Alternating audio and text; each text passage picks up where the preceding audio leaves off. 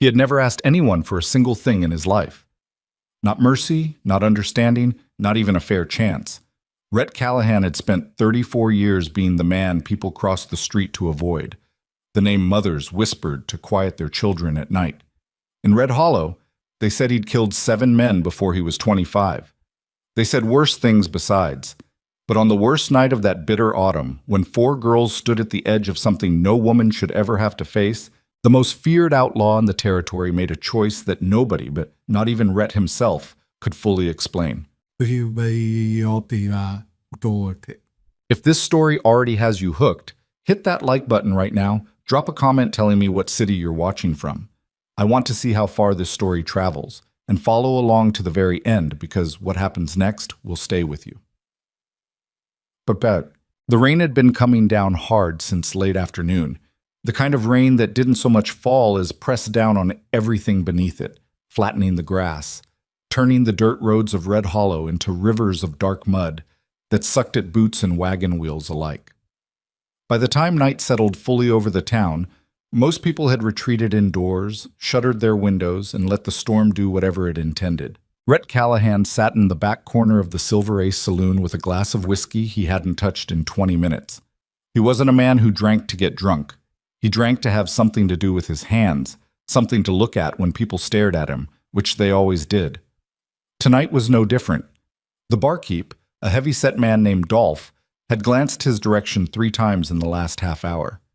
2 cowboys near the far wall had gone quiet the moment Rhett walked in. A woman at the piano stopped playing, waited, then started again when Rhett sat down without incident. He was used to it, had been used to it for so long that the awareness of it had become like background noise, always present, rarely noticed. He was 34 years old. He had dark hair that he kept too long, jaw stubble he couldn't quite be bothered to address, and a scar that ran from the corner of his left eye to his cheekbone that people always assumed came from a knife fight. It hadn't. It came from a fence post he'd caught as a 12-year-old boy, falling off a horse his father dared him to ride. He'd never corrected the assumption. The truth was less interesting than whatever people imagined. He was lean in the way that men get lean when they spend years working hard and eating inconsistently. Not impressive looking, not the kind of broad-shouldered figure dime novels described. Just a man. A tired one, if he was being honest with himself, which he mostly tried not to be. He'd been in Red Hollow 3 weeks. He'd come through looking for winter work and stayed because the Fletcher Ranch outside of town had offered decent wages for fence repair and cattle management, and because there was a livery stable that would board his horse Cinder without charging twice the going rate the way most frontier towns tried to do when they saw a stranger riding in alone. He didn't intend to stay past spring. He never intended to stay anywhere past spring. Through the streaked window of the Silver Ace, Rhett could see the Whitmore place across and down the street. A low building that had once been a boarding house before Amos Whitmore took it over, let it run down, and turned it into whatever it was now. Part residence, part place of business for whatever transactions Amos was conducting on any given week. The lights inside were on despite the hour, and there were horses tied out front that Rhett didn't recognize. 3 of them. Good horses. Not working animals, not the kind of horses that belonged to settlers or ranchers. The kind of horses that belonged to men who wanted to move fast and quietly. Rhett knew those horses. Not specifically, not those 3 animals, but the type. He'd been around enough to recognize the difference. He looked away, picked up his glass, set it down again. It wasn't his business. Amos Whitmore had been slowly destroying his own life for the better part of a decade, and the tragedy of it, if there was a tragedy, which some people in Red Hollow debated, was that he was taking his 4 daughters down with him. Lydia was the eldest at 22. She had her mother's brown hair and her mother's practical eyes, and her mother's way of looking at a situation and immediately beginning to calculate what could be salvaged from it. She'd been calculating for years now, ever since her mother died of fever and left her in charge of 3 younger sisters and a father who responded to grief by drinking, and to drinking by gambling, and to gambling by drinking more. Nora was 19. She was the quickest of the 4. Quickest to laugh, quickest to anger, quickest to understand a situation before anyone else did. She had a sharp mouth and a sharper mind, and in different circumstances she might have been a school teacher, or run a business, or done something else entirely that nobody around Red Hollow would have thought to imagine for a girl her age. In these circumstances, She cooked, cleaned, known, mended, and watched the walls of their life get narrower every month. Beth was 16. She was quiet in the way that very observant people sometimes are. She watched everything and said little, and what she said tended to land with more weight than anyone expected. She had started sleeping with a kitchen knife under her mattress 6 months ago. She hadn't told her sisters why. She hadn't needed to. Clara was 13. She was the one who still cried, still hoped, still believed things might improve. Not out of naivety exactly, but out of something she hadn't yet been beaten out of. Lydia protected that in her the way you protect a lamp flame in the wind. Cup your hands around it and walk carefully. Don't run. Amos owed money to half the county. He'd mortgaged the house twice, through means that were probably not legal and definitely not wise. He'd lost their 2 remaining horses in a card game the previous spring. Not to bad luck, Nora had overheard enough to know, but to deliberate manipulation by men who'd played Amos like a fiddle because he was drunk and desperate and willing to believe he had a chance. He'd sold their plow. He'd sold their mother's china. He told the girls last month that they were going to need to make arrangements for their futures, a phrase he used like he was doing them a favor. What it meant, Lydia had figured out. What it meant was that their father had run out of things to sell and had started considering other options. There had been a man named Decker who'd come by twice in the last month. He ran one of the roadhouses out on the Eastern Trail, the kind of roadhouse that didn't advertise what it primarily sold.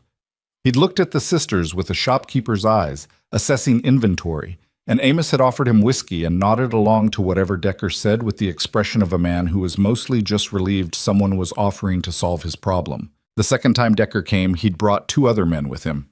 They'd sat in the front room for 3 hours. Lydia had kept her sisters in the back bedroom with the door wedged shut.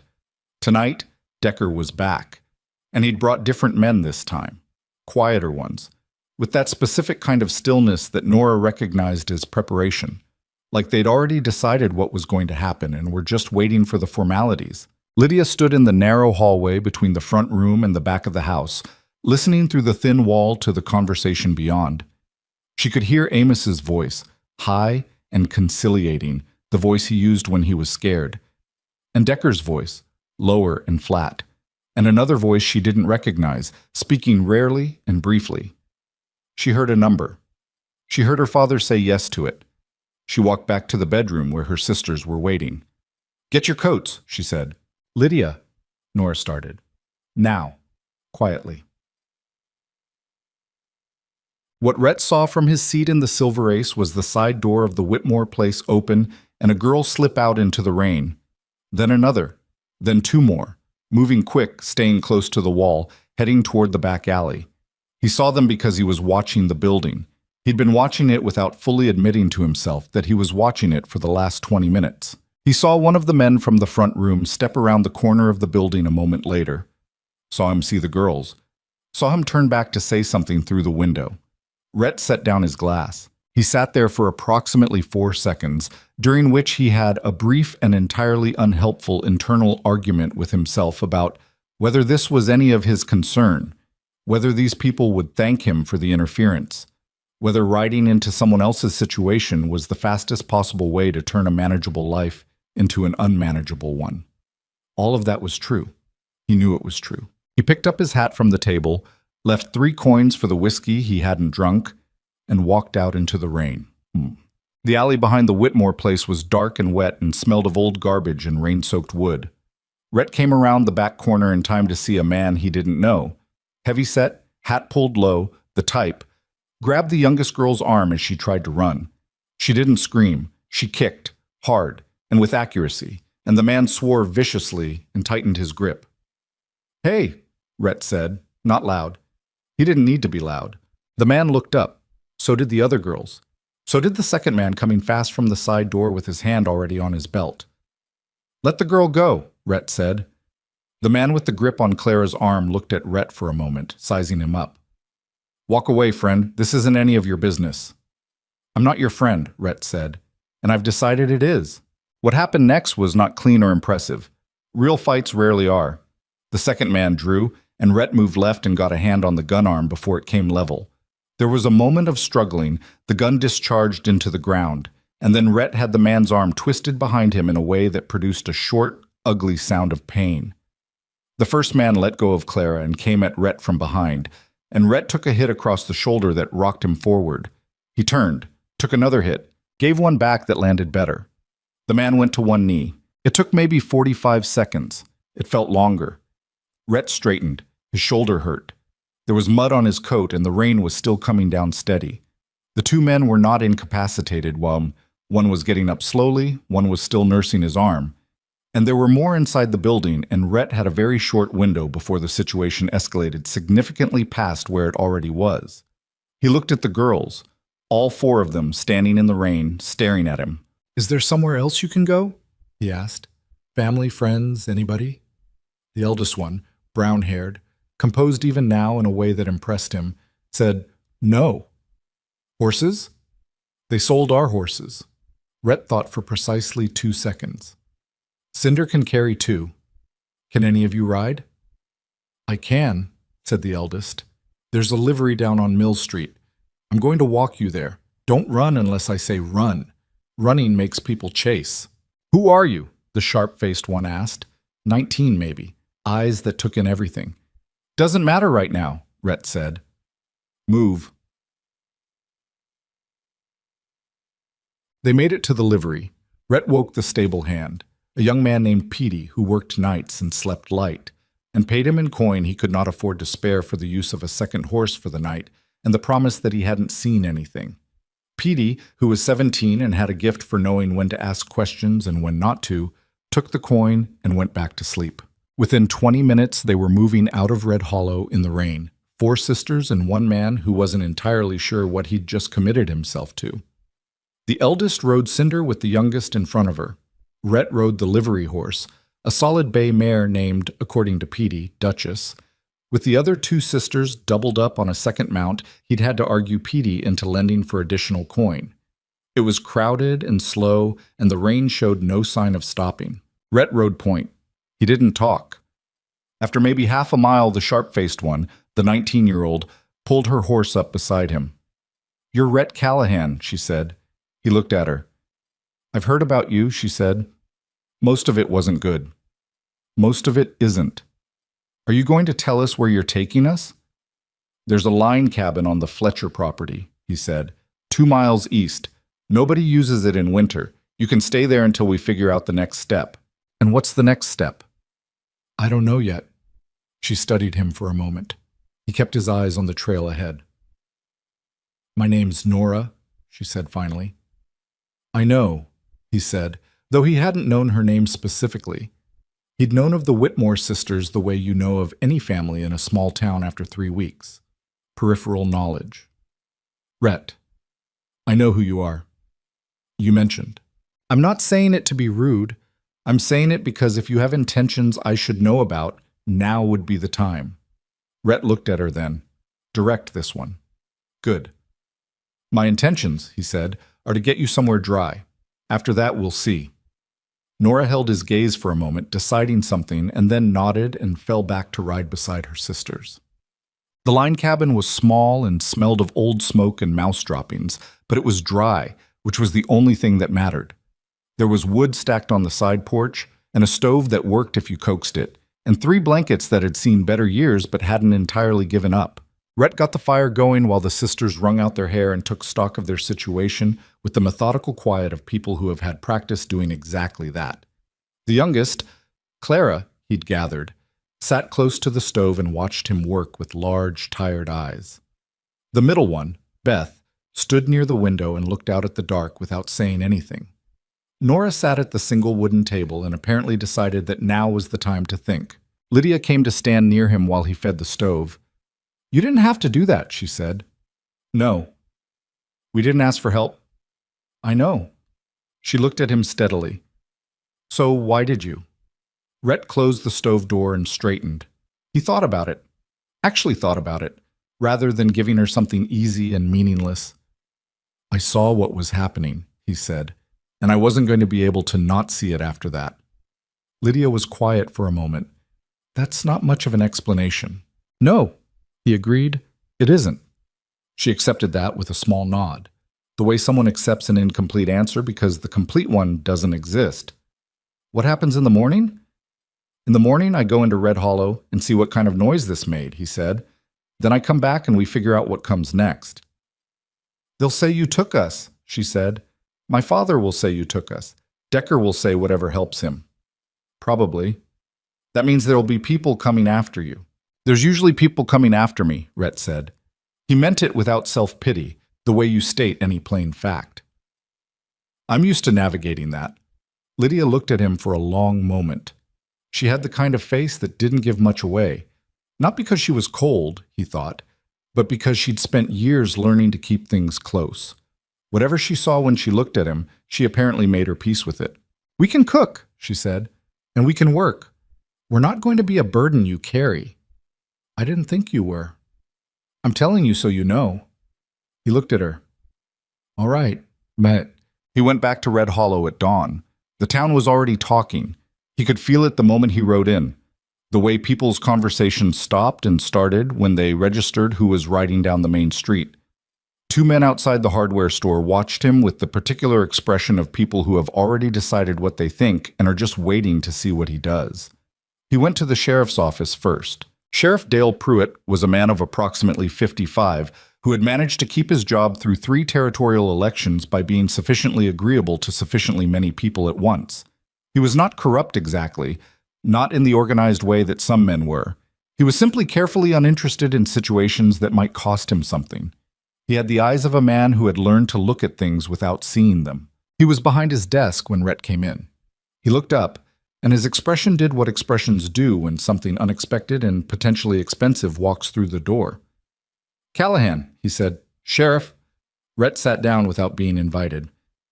I imagine you've heard some things this morning. I've heard Amos Whitmore is saying you broke into his house and ran off with his daughters. Pruitt leaned back in his chair with the careful neutrality of a man who hasn't decided yet what he's going to do. That's what I've heard. What I did was pull 2 men off a girl in the alley behind the Whitmore place and get 4 women out of a situation that was heading somewhere bad, Rhett said. The men were there on behalf of a fellow named Decker. You know Decker. Something shifted in Pruitt's face, barely perceptible. I know of him. Then you know what his roadhouse mostly is. Rhett kept his voice flat. And you know what Amos Whitmore had agreed to do with his daughters. Pruitt was quiet for a moment. Outside, someone was moving down the boardwalk, boot heels on wood, the kind of purposeful walk that suggested the person was on their way to somewhere specific. Even if that's true, Pruitt said carefully, taking those girls without their fathers' say-so. They're not property, Rhett said. Pruitt's jaw tightened. He didn't like being interrupted, and he didn't like plain statements that made things simpler than he wanted them to be. That's not what I'm saying. I'm saying legally. Legally, Amos Whitmore can't sell his daughters like livestock, Rhett said. If you want to make this a legal question, let's make it a legal question. I'll answer every question you've got. But whatever you're planning to do about me, you'd better have a conversation with those women first and hear what they say about what was happening in that house. Pruitt looked at him for a long moment. A man calculating, seeing what it would cost to push, what it would cost to let it sit. Where are they? He said finally. Somewhere safe, Rhett said. Somewhere they'll stay until I have some reason to believe the situation has changed. I can't sanction that.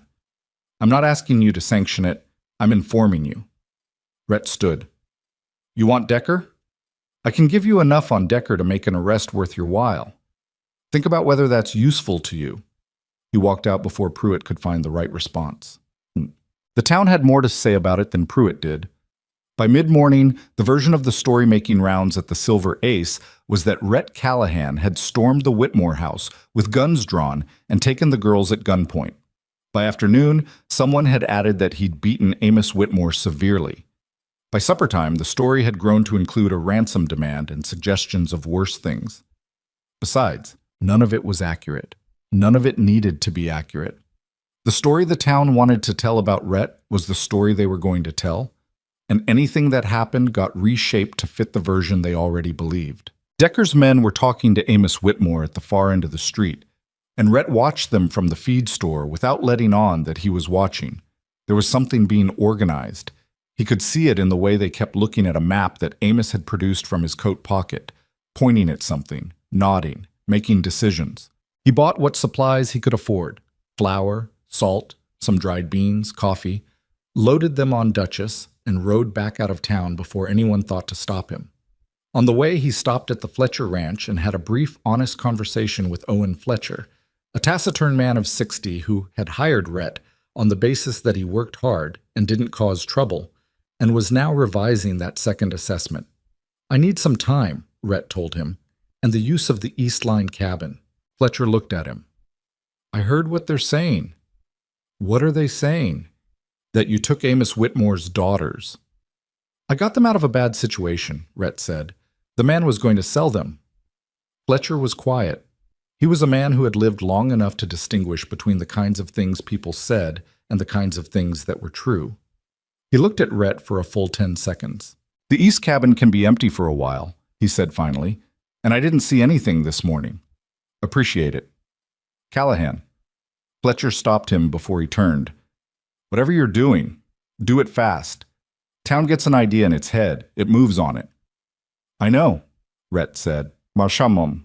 When he got back to the line cabin, Lydia had organized everything. He wasn't sure what he'd expected. Some disorder, maybe. The particular kind of chaos that follows a night of shock and upheaval. What he found was the cabin cleaned as well as it could be cleaned, the blankets aired out and hung in the weak morning sun, the stove burning steady with a pot of something on it that smelled better than he'd had any right to expect given the supplies were whatever had been left in the cabin from the fall. Beth had found a crack in the back wall that needed filling and was in the process of filling it with mud and straw, improvising with the calm focus of someone who simply solves the problem in front of them. Clara was sitting outside on the porch step in a strip of pale sunlight, mending what appeared to be a hem, her tongue between her teeth in concentration. Nora was reading. She'd apparently found, somewhere in the cabin, an old almanac and was going through it with genuine attention. "You went back to town," Lydia said. It wasn't a question. "Talked to the sheriff." "What did he say?" "Not much. He's going to wait and see which way the wind blows before he does anything." Nora looked up from her almanac. "That means he's not going to help us." "That means he's not going to help us right now," Rhett said. "Could change." "Could change," Nora repeated, with the tone of someone noting a distant theoretical possibility. "What are they saying in town?" Rhett hesitated. "Tell us," Lydia said. "We'd rather know." So he told them. The short version, the basic shape of the rumor. He watched their faces as he did. Lydia's expression didn't change much. Nora's mouth went thin. Beth, who had stopped working on the wall and was listening, said nothing. Clara looked at Lydia like she was checking to see what emotion she was supposed to have. "They always do that," Nora said when he was done. "Do what?" "Make the story fit the man they've already decided you are."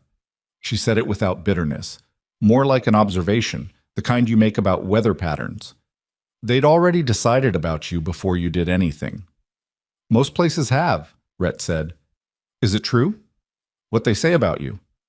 This was Beth. She asked it directly, without particular hostility, the way someone asks a question they genuinely want answered. Rhett considered the question with the seriousness it deserved. "Some of it," he said. "Not all of it. The parts that are true I had reasons for. Whether the reasons were good enough, that's a harder question." Beth looked at him steadily. Then she turned back to her wall repair. Clara, from the porch, said without looking up from her mending, "I think you're all right." Nobody had an immediate response to that. The moment sat there, a little awkward, and then Lydia moved to the stove and said, "We found some salt pork in the back of the cabinet. Do you want some?" 3 days passed. The days had a rhythm to them. Not a comfortable one exactly, but a working one. Rhett patched the roof where it leaked on the western end and replaced 2 boards on the back step that had gone soft. Lydia and Beth managed the cooking and the firewood with the competence of people who had been doing both for years without anyone acknowledging the work. Nora proved unexpectedly useful at snare setting. She'd apparently learned somewhere, or figured it out, and she moved through the woodline east of the cabin with a quiet, practical efficiency that caught 2 rabbits on the second day. Clara helped wherever she was pointed, and occasionally had opinions about how things should be done that were delivered with the confidence of someone who hasn't yet learned to second-guess themselves. Rhett found it oddly refreshing. He didn't talk much. Neither did they, particularly, and the silence wasn't uncomfortable. It was the silence of people conserving energy, staying alert, thinking through the situation each in their own way. On the third day, Nora came to sit beside him on the porch steps at dusk. "Decker's not going to let this go," she said. "No. He has men. My father, whatever my father said to him, he gave Decker some kind of claim. And there are others, not just Decker." Rhett looked at her. "What do you mean, others?" Nora folded her hands in her lap. She was quiet for a moment, organizing something. "Our land. What's left of it. The deed to the property back in Red Hollow. My father's been in conversations with men called the Hargrove Group. They're buying up land all through this part of the territory. They've been working through my father for 2 years. Working through him how? Promising him money? Forgiving debts. My father owes them, or thinks he owes them. It's complicated how they set it up. And they've been collecting pieces of the property deed in exchange. We didn't know until Lydia found some of the paperwork last spring." Rhett was quiet, thinking. "The Hargrove Group," he said. "Who are they?" "Investors," Nora said. "Eastern money. They operate through a man named Harland Fitch, who lives in Carver City, 50 miles north. He's the one who actually gives the orders. Decker is just one of the instruments they use." "You know a lot about this." "I listen," she said. It was simple and unapologetic. "Why are you telling me now?" Nora looked out at the tree line. The sun was almost down, a thin line of amber at the horizon, fading fast. "Because I think we need to stop acting like this is just about my father's debts and our immediate safety," she said. "If it's the Hargrove Group, they won't stop because we move to a different cabin. They'll keep coming because they want the land and they want any witnesses to how they got it gone." Rhett turned the information over. He'd run into land speculation operations before, in other territories. He knew how they worked, the particular combination of legal maneuvering and applied threat that they used to peel land away from people who didn't have the means or connections to fight back. He knew how rarely those operations stopped on their own. "Does Lydia know all of this?" he asked. "Some of it. I'm going to tell her everything tonight." "And what is it you're expecting me to do with this information?" Nora looked at him. In the fading light, she looked younger than her 19 years, and older at the same time, which was the particular look of someone who has had to be practical about things that shouldn't require practicality. "I'm not expecting anything," she said. "I'm not going to stand here and tell you what you owe us, because you don't owe us anything.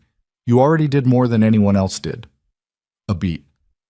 "I'm telling you because you're the only one out here with any experience dealing with this kind of trouble, and because I think you're the kind of person who would want to know the full shape of the situation." Rhett didn't respond immediately. He looked at his hands, rough, scarred, the hands of someone who had spent 34 years getting things done through physical means and was increasingly aware of the limits of that approach. "All right," he said. "All right, you'll help, or all right, you heard me." He almost smiled. "Almost." "Both," he said. On the fourth morning, they came. Not the cautious circling that Rhett had been watching for. Not a scout. Not a single man sent to check the lay of the land. They came with numbers and they came direct, which told him they'd done their reconnaissance already and thought they knew what they were dealing with. He'd been awake since before dawn, old habit or instinct, or the particular sleeplessness that comes from waiting for something you know is coming. He was on the porch in the gray pre-light when he saw the first rider at the tree line, and then the second, and then enough to understand that waiting this out in the cabin was not going to be an option. He went inside. "Get up," he said. "All of you. Now." Lydia was already half awake. She'd always been a light sleeper, or had become one. She sat up and registered his expression and got out of the blankets without a word. The others were roused in under a minute. "How many?" Lydia asked quietly. 6 at least. Maybe more. Beth was already pulling on her boots. Nora moved to the small window and looked out through a crack in the shutter. "I see 8, she said, "and a wagon. That's Decker in front." Clara was on her feet, pale, but not panicking. She looked at Rhett like she was waiting for what to do, and that look, that absolute uncomplicated trust, sat in him like something heavy. "Here's what's going to happen," Rhett said. He kept his voice low and level. "We're going out the back. There's a dry creek bed 50 yards east that runs toward the Fletcher property. You follow that east, All four of you, and you don't stop until you reach Fletcher's main barn. Owen Fletcher," he glanced at Lydia, "is someone you can trust. Tell him I sent you." "What about you?" Lydia said. "I'm going to make sure they spend some time looking the wrong direction." Nora turned from the window. Her expression was not the one he'd expected. Not fear, not gratitude, not even argument. It was something more considered than any of those. "They'll catch you," she said. "If you go out the front alone, they'll just take you." "I've been in worse spots." "I don't think that's actually true." She said it calmly, factually. "And even if it was, 6-1 isn't worse. 6-1 is just bad." "Nora," Lydia said. "I'm not saying we should stay and fight them from the cabin," Nora said. "I'm saying the plan needs all 5 of us, not 4 of us running and 1 of us becoming a distraction." She turned back to Rhett. "The creek bed. It runs east, but it also curves north about 20 yards in. North of that curve, there's a rise. I found it yesterday." He looked at her. "When were you out?" "I go walking in the mornings. I like to know the terrain." She said it with the simple confidence of someone who is used to being underestimated. "There's a rise. From the rise, you can see the whole approach from the west and throw your voice. Men looking for movement always look lower than they should. And if 2 of us were on that rise making noise and movement while the other 3 went east, you'd be splitting the attention," he said slowly. "To 2 targets, 1 small, 1 large. They'll split their men to cover both." She met his eyes. "It's not a perfect plan." "No. But it's better than you going out the front alone." He looked at her for a long moment. He looked at Lydia, who was watching him with an expression that was something like, "She's right, and I already knew she was going to be." "Fine," he said. "But not you, Beth." Everyone looked at Beth. Beth, who had been listening without expression from the corner, looked back at Rhett. "You move quiet," he said. "I watched you walk to the woodpile yesterday. You don't make noise." Beth nodded once, like it was reasonable, like standing on a rise to create a distraction while 8 armed men moved on their position was a reasonable thing that she was willing to do. 13 years later, Rhett would still think about that nod, the steadiness of it, the absolute absence of performance. "All right," he said. "Here's exactly how we're going to do this." The next 12 minutes were the longest of Lydia's life. She moved through the creek bed with Nora and Clara. The 3 of them crouched low, moving fast, the cold water around their boots soaking through to skin. Behind them, she could hear, or thought she could hear, voices from the direction of the cabin. Men's voices, shouting something she couldn't make out. She didn't look back. She had to trust that Rhett knew what he was doing. She had to trust that Beth was all right. She had to keep moving and keep Clara moving and not stop to think about the alternatives, because thinking about alternatives was a luxury she didn't have right now. "Faster," Nora said from behind her, low and urgent. She went faster. The Fletcher barn appeared through the trees like something she might have imagined. Big, weathered, the red paint faded to near gray, a structure of pure, enormous solidity in the pale morning. Lydia ran the last 50 yards. Owen Fletcher was already outside, having heard something or sensed something or simply been awake at this hour, the way old ranchers often were. He took in Lydia and Nora and Clara, arriving at his barn at a run, breathless and wet, and he didn't ask questions. "Inside," he said. "Now." They went inside. Lydia stood in the hay-smelling dark of the barn and caught her breath and listened and counted the seconds until she heard 2 more sets of footsteps at the barn door. Beth. And Rhett, with a cut on his chin that was bleeding down his jaw and something careful in the way he was holding his right shoulder. He was alive. They were all alive. Clara made a sound that wasn't quite a sob and then pressed her face against Lydia's shoulder. Lydia held her without looking away from Rhett. "Decker?" she said. "Still out there," Rhett said. "But he doesn't know where you are, and—" He paused, breathing through something. "I got to look at something before we ran." "What?" "Paperwork. In the wagon. Fitch. Harlan Fitch. He's coming to Red Hollow." He looked at Nora. "You were right about the Hargrove group. This is bigger than Decker. It's bigger than your father." He looked at Lydia. "And if we're going to make any of this stop, we're going to need a better plan than moving from cabin to cabin." Lydia looked at him. 8 days ago, she hadn't known his name. 4 days ago, she'd looked at him in the light of a borrowed fire and tried to figure out if he was going to be a different kind of problem. Now she looked at him and saw a man who was tired and hurt and still here, still thinking, still working on a problem that was entirely theirs. "Tell us what you're thinking," she said. So he did. Bassans. Owen Fletcher brought them coffee and then left them alone to talk, which was the action of a man who understood when to be useful and when to stay out of it. They sat in the tack room at the back of the barn, warmer than the main space, smaller, the walls hung with the ordered equipment of a working ranch. And Rhett laid out what he knew and what he'd seen and what he thought it meant. And the four Whitmore sisters listened and asked questions and argued about things that deserved arguing, and the morning moved around them while they built, out of what they had, which wasn't much but wasn't nothing, the shape of what had to happen next. Outside, Red Hollow was already talking. The story was already growing into the shape the town wanted it to take. But stories, as Rhett Callahan had learned across 34 hard years, weren't fixed. They could be interrupted. They could be corrected. And sometimes, if you had enough people who knew what was actually true and were willing to say so, they could be changed entirely. Clara sat beside him with her mending in her hands. She'd brought it somehow, through all of it, the needle still threaded, and at one point looked up at him and said without preamble, "You're going to stay, aren't you? You're not going to leave." Rhett looked at her. He thought about the things he'd told himself about spring and moving on and not complicating a manageable life. "Not yet," he said. Claire considered this.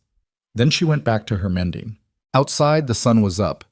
It was cold, and there was still trouble on every side of them, and the road ahead was neither short nor clear. But the fire was burning and the coffee was hot, and they were all, for now, in the same room. It was somewhere to start. Owen Fletcher's coffee was strong enough to strip paint, and Rhett had his second cup standing up because sitting down made his shoulder hurt worse than staying on his feet did. The cut on his chin had stopped bleeding.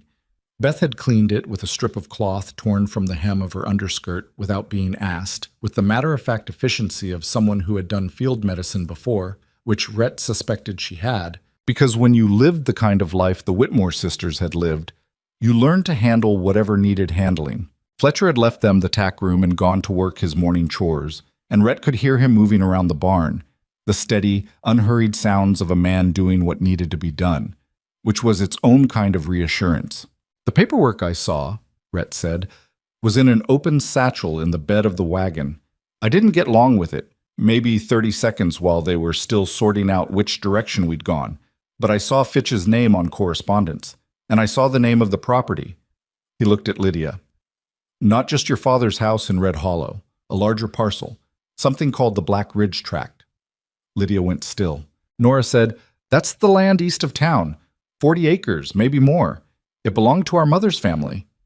"It's technically still in the estate," Lydia said slowly. "Our father never had clear title to it. It's been in probate since our mother died. He never finished the process because finishing it would have cost money he didn't want to spend." She looked at Rhett. "Which means Fitch can't actually buy it from him." "Can't buy it legally," Rhett said. The distinction sat in the room for a moment. "So they need something else," Nora said. She was already working it out. He could see her doing it, moving pieces around. "They need something that gets around the probate question, either a forged document or they make sure there are no heirs left to contest it," Beth said. The room went quiet. Clara stopped pretending to look at her mending. Nora was the one who said what everyone was thinking. "That's why they came this morning. That's why it was 8 men and not 2. They weren't just trying to bring us back." Rhett didn't confirm or deny it. He didn't need to. The math was plain enough. "All right," Lydia said. Her voice was steady in the way that voices get steady when someone has decided to be steady and is holding that decision by force of will. "Then we can't just hide. Hiding only works if they're willing to eventually stop looking." "No," Rhett agreed. "We need to move first, which means we need to understand what Fitch is doing here, how many men he's brought, and what the timeline is." He set down his coffee cup. "If he's coming to Red Hollow personally, it's because something needs to happen fast. These kinds of operations, they don't send the man at the top unless the situation has gotten off the script." "We got off their script," Nora said. "You got off their script," he corrected. "Before last week, they had 4 women they thought they could manage through your father, Now they've got 4 women they can't locate and a man they can't predict. He looked around the room. That's not necessarily a bad position to be in. It's uncomfortable, but uncomfortable and invisible is better than comfortable and cornered. Lydia looked at him. What do you need from us? It was a practical question, not deferential, not passive. What do you need? Like they were planning a harvest, dividing the work. Information, he said. Nora, you said you've been watching this for a while. I need to know every name you've connected to Fitch's operation, every property they've moved on in this territory, every man in Red Hollow you think is working with them, even if you're not certain, even if it's just a feeling. Nora nodded. I can do that. Lydia, the probate on your mother's estate, is there a lawyer involved? Anyone who holds documents? There was, Lydia said. A man named Aldous Crane in Carver City. He handled the initial filing 6 years ago. Whether he's still practicing, I don't know. Crane, Rhett said. He filed it away. I'm going to need to get to Carver City. That's 50 miles north. I know where it is. And while you're 50 miles north, Nora said, not unkindly but precisely, we're here. Fletcher will keep you safe for a day. He's a man who's made his peace with minding his business, but he's also a man who won't stand by while something wrong happens on his property. Rhett looked at the older man's empty chair. He said as much without saying it. I don't love the plan, Lydia said. Neither do I, but I need to know who Crane is and what shape the estate documents are in before Fitch does, and I need to know it fast. He looked at her directly. I'm not asking you to trust me blindly. I'm telling you what I think needs to happen and why, and I'm asking you to tell me if you see something I'm missing. Lydia held his gaze. That calculating look, weighing, measuring, arriving at something. Go to Carver City, she said. Come back by tomorrow night. If I'm not back by tomorrow night, something's gone wrong and you need to move to the next plan. What's the next plan? Work on that while I'm gone, he said. You 4 are smarter than I am about most things. You'll come up with something better than I would anyway. He said it without flattery. It was just true. And he'd learned in the last several days that stating true things plainly was more useful than dressing them up. Nora looked like she was trying to decide whether to be pleased or suspicious about the compliment. She landed on something in between. Be careful, she said. He picked up his hat. Always am. That, she said, is obviously not true. He almost smiled again. He was doing that more often than he used to, and he wasn't sure yet what to make of it. He rode out before 9. The road to Carver City was rough in the places it existed and non-existent in the places it didn't, and Rhett pushed Cinder as hard as he reasonably could without burning the horse out.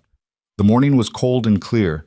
The storm had moved through and left everything scoured and bright behind it, the grass still wet, the sky that particular shade of winter blue that looked beautiful and meant nothing good about the temperature. He thought as he rode. He thought about the Hargrove Group, what he knew about land speculation operations, how they structured their arrangements to stay technically legal while doing things that were entirely not. He thought about Fitch, whoever Fitch was, and what it meant that a man of that kind was willing to come personally to a place like Red Hollow. He thought about Amos Whitmore and felt, not for the first time, the complicated mixture of contempt and something adjacent to pity that men like Amos tended to produce in him. Men who told themselves they were victims of their circumstances right up until the moment their circumstances required them to sell their daughters. He thought about Beth saying they'll catch you with the calm steadiness of someone stating a fact, and then standing on a rise in the cold dawn making noise and drawing attention because the plan required it.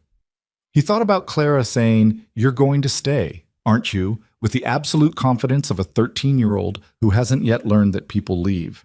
He made Carver City by early afternoon. It was a bigger town than Red Hollow. A real main street, a bank, 2 hotels, a courthouse with a flagpole out front. The kind of town that had gotten far enough past its rough origins to start building the stories it wanted to tell about itself. Red attracted fewer stares here than he did in Red Hollow, which was a relief, though a few men noted him in the way that men note a stranger who carries himself like something is at stake. He found Aldous Crane's office on a side street off the main drag, a narrow building wedged between a printing house and a dry goods merchant with a painted sign that had seen better years. He tied Cinder and went in. Crane was younger than Rhett had expected, early 40s, wire-rimmed glasses, ink stains on the left side of his right hand. He looked up from his desk with the cautious expression of a man who was used to people only coming to see him when they had a problem. Aldous Crane? Rhett said. That's right. I need to talk to you about the Whitmore estate, the probate filing from 6 years ago. Crane looked at him for a moment. Something moved across his face. Not quite recognition, not quite alarm. Something in between. Who are you? He said. Someone who's currently keeping the Whitmore daughters from harm, Rhett said. He sat down in the chair across from the desk without being invited. The same way he'd sat down in Pruitt's office. Because waiting to be offered things was a habit he'd never found particularly productive. They're alive and they're safe. Their father is not who you need to talk to about their interests. Crane set down his pen. Is that so? Harlan Fitch, Rhett said. You know that name. The question landed. Crane's expression didn't collapse, but it changed. A tightening around the eyes, a particular kind of stillness. I know of Fitch, Crane said carefully. He's in Red Hollow right now, or heading there. He's moving on the Black Ridge track through Amos Whitmore, and the arrangement he's using depends on the probate question being either resolved in his favor or made to go away. Rhett leaned forward. I need to know what the estate documents say and whether they can be moved before Fitch gets to them. Crane was quiet for a long moment. He was a man thinking hard, and Rhett let him think. Didn't rush, didn't press. Some things needed to arrive in their own time. The documents are here, Crane said finally, in my files. The estate is properly registered with the territory. The Black Ridge land cannot be transferred without the signatures of the surviving heirs, which means all 4 Whitmore daughters, since their mother's will divided the property equally among any children surviving her. Fitch would know that. Anyone who looked at the filing would know that. Crane's voice had developed an edge. Which means whatever he's planning to do, he intends to either forge the signatures or eliminate the need for them. That's what I think, Rhett said. Crane looked at him, really looked at him, the way people look when they are deciding whether what they're seeing matches what they've been told. I've heard your name, he said. You're Callahan. Yes. They're saying in Red Hollow. I know what they're saying. It's not accurate. He held the lawyer's gaze. Ask me whatever you need to ask me. Crane asked 3 questions. Rhett answered them plainly, without embellishment. Crane listened to all 3 answers and then was quiet for a moment, and then he opened his bottom drawer and took out a file that was thick with papers and set it on the desk between them. The daughters need to sign an affidavit, Crane said, asserting their status as heirs and their intention to maintain the estate claim. If I file that affidavit with the territorial court, it creates a legal impediment that Fitch cannot move through without a full court challenge. It won't stop him permanently. If he has the resources and he's willing to go to court, he won't want to go to court, Rhett said. Going to court means exposure. These operations depend on things staying quiet. Then the affidavit might be enough. Crane began pulling specific papers from the file. Can you get the daughters to me or get me to them? Tomorrow, Rhett said. Can you ride? Crane looked at him over his glasses. I practiced law in this territory for 15 years before I had an office, Mr. Callahan. Yes, I can ride. Tomorrow morning, then. Come to the Fletcher Ranch south of Red Hollow. I'll have them there. Crane nodded. He was writing something. And Callahan.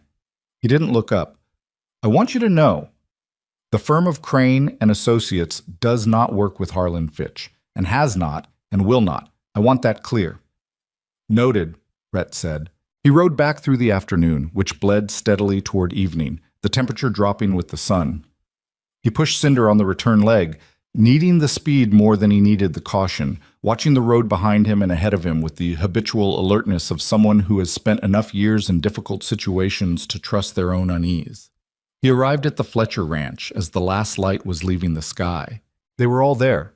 All 4 sisters in the tack room, the fire up, the remains of a meal on the small table. Fletcher was with them, sitting in his usual chair with the expression of a man who has been listening to things and has found them worth listening to.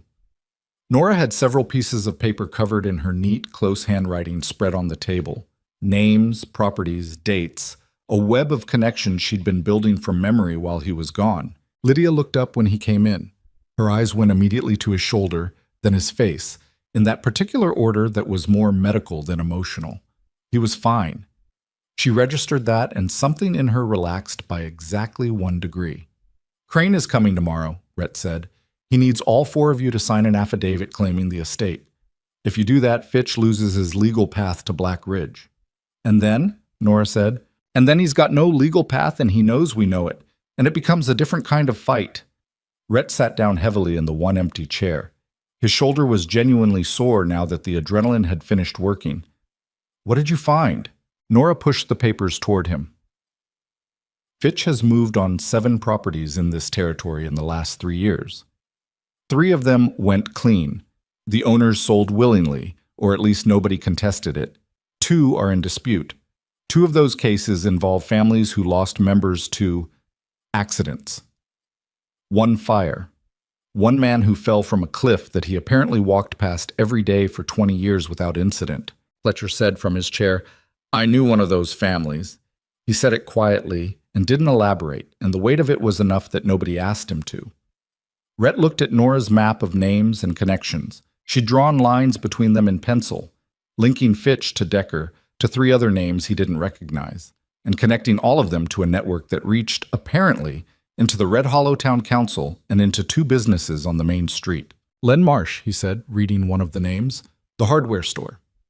He's been passing information, Nora said. I don't know how deep his involvement goes, but he was at the Whitmore house twice before Decker started coming.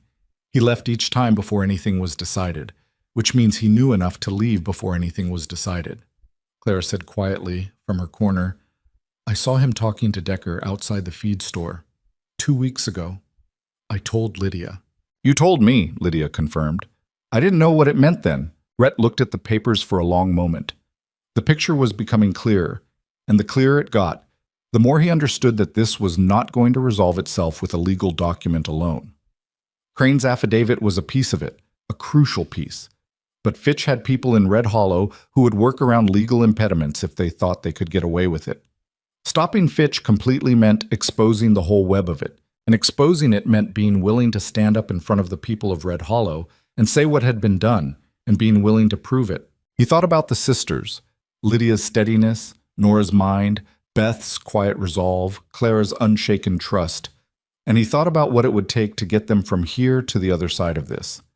Get some sleep, he said. Tomorrow's going to be a long day. Nora folded her papers carefully, as if they were something valuable, which they were. Beth moved to check the window latch. Clara slid down to sit on the floor near the stove, her mending in her lap, still going, a steady, faithful thing, the needle moving even in poor light. Lydia came to stand beside Rhett near the tack room door. Not close, not touching, just near. You could have just told Crane where we were, she said, low. You didn't have to ride there yourself. I didn't know what I was walking into, he said. Better to go and see. Is that the only reason? He thought about it. I wanted to see him for myself, read whether he's straight or not. And? He's straight, Rhett said. Lydia nodded. She looked at the floor for a moment, something working behind her eyes. My mother's family worked that Black Ridge land for 20 years before she was born, she said. Her father built the first structure on it by hand. It's been in the estate all this time because my father never finished the paperwork, but we always knew it was ours. A beat. It was the one thing he couldn't take, couldn't sell, because it was never quite his. Rhett was quiet. I want to keep it, she said. Not passionate, not dramatic, just direct. I want my sisters to have it. Then we're going to fight for it, he said. Lydia looked at him. In the low light of the tack room, she looked exhausted and resolute in equal measure, the kind of tired that comes from carrying something heavy for a very long time, and the kind of resolve that comes from having no intention of putting it down. All right, she said. She went back to her sisters. Rhett stayed where he was for a moment, looking at the door that Fletcher had left ajar, at the narrow strip of dark outside, the cold coming through, the sound of wind moving through the bare trees. Somewhere out there, Fitch was arriving in Red Hollow. Decker was regrouping. Amos Whitmore was doing whatever Amos Whitmore did when the pieces he'd been moving stopped cooperating. Tomorrow the lawyer would come, and the papers would be signed, and that would change the shape of the fight. But the fight was still coming. That much was certain. Rhett pulled the door closed against the cold and went to find a place to sleep. Crane arrived at the Fletcher Ranch at 8:30 in the morning, riding a sensible gray gelding and carrying a leather satchel that looked like it had survived more difficult situations than most people had. He was punctual in the way that men are punctual when they take their work seriously, and he came alone, which Rhett had asked him to do and which he'd apparently honored without needing to be told why. The signing took 40 minutes. Crane spread the documents on Fletcher's kitchen table and walked each sister through what she was signing and what it meant, in plain language, without talking down to any of them. Lydia asked 3 questions. Nora asked 7, 2 of which made Crane pause and reconsider his phrasing, which he did without defensiveness. Beth signed where she was told and read everything before she signed it. Clara, when her turn came, held the pen for a moment and looked at the document with an expression that was both young and very old at the same time, and then signed her name in careful, deliberate letters. When it was done, Crane gathered the papers with the particular care of a man handling something that matters. "I'll ride to the territorial courthouse in Mill Haven today," he said. "It's 30 miles east, but I can make it before close of business if I push." He looked at Rhett. "Once it's filed, Fitch cannot move on the Black Ridge property without a direct legal challenge. That challenge would be public record, visible to anyone in the territory." "He won't want that," Rhett said. "No," Crane agreed. He snapped his satchel closed. "He won't." He looked at Lydia, then at each of the sisters in turn. "These documents should have been filed years ago. Your mother's estate was entitled to proper resolution. I'm sorry it took this long." It was a plain thing to say, and he said it plainly, and it landed the way plain things do, without cushioning, without ceremony, with full weight. Lydia said, "Thank you, Mr. Crane." He rode out within the hour. The problem was that filing the affidavit would take the rest of the day, and Harlan Fitch was already in Red Hollow, and the window between now and the moment Fitch learned what they'd done was narrow and unpredictable.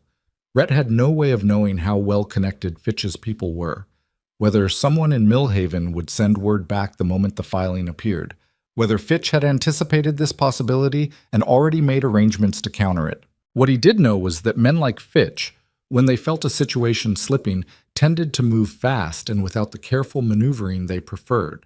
They pushed, they applied force where legal mechanisms had failed them, and they did it quickly, before whatever had gone wrong could get worse.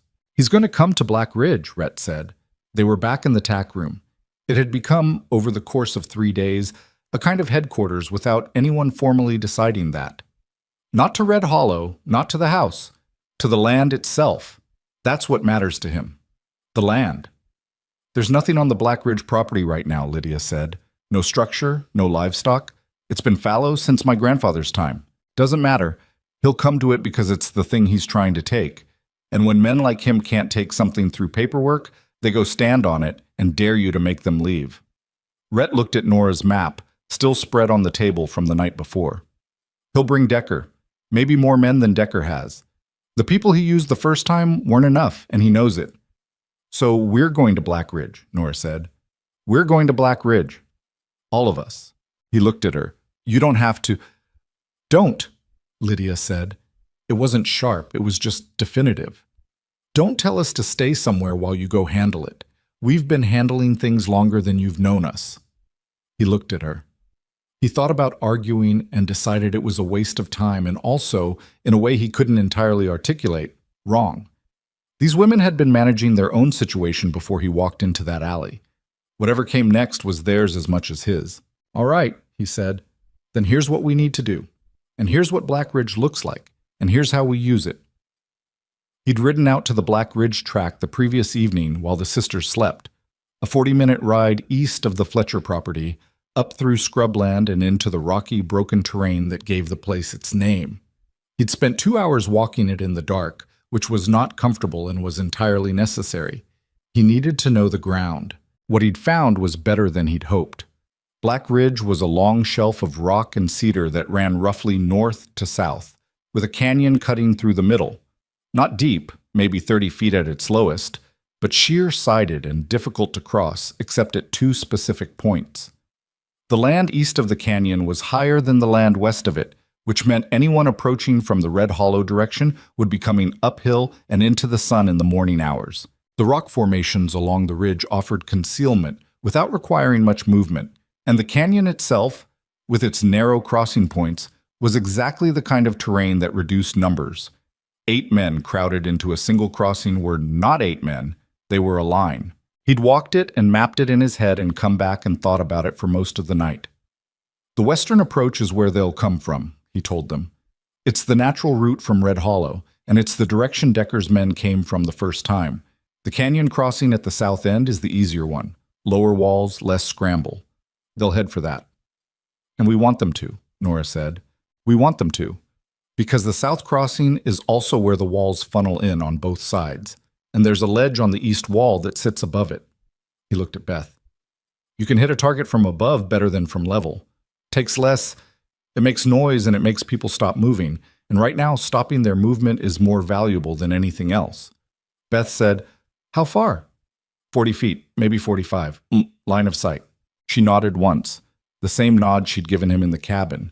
He had, by this point, stopped being surprised by Beth. Lydia and Clara, I need you east of the canyon on the high ground. You're not fighting. I need you visible.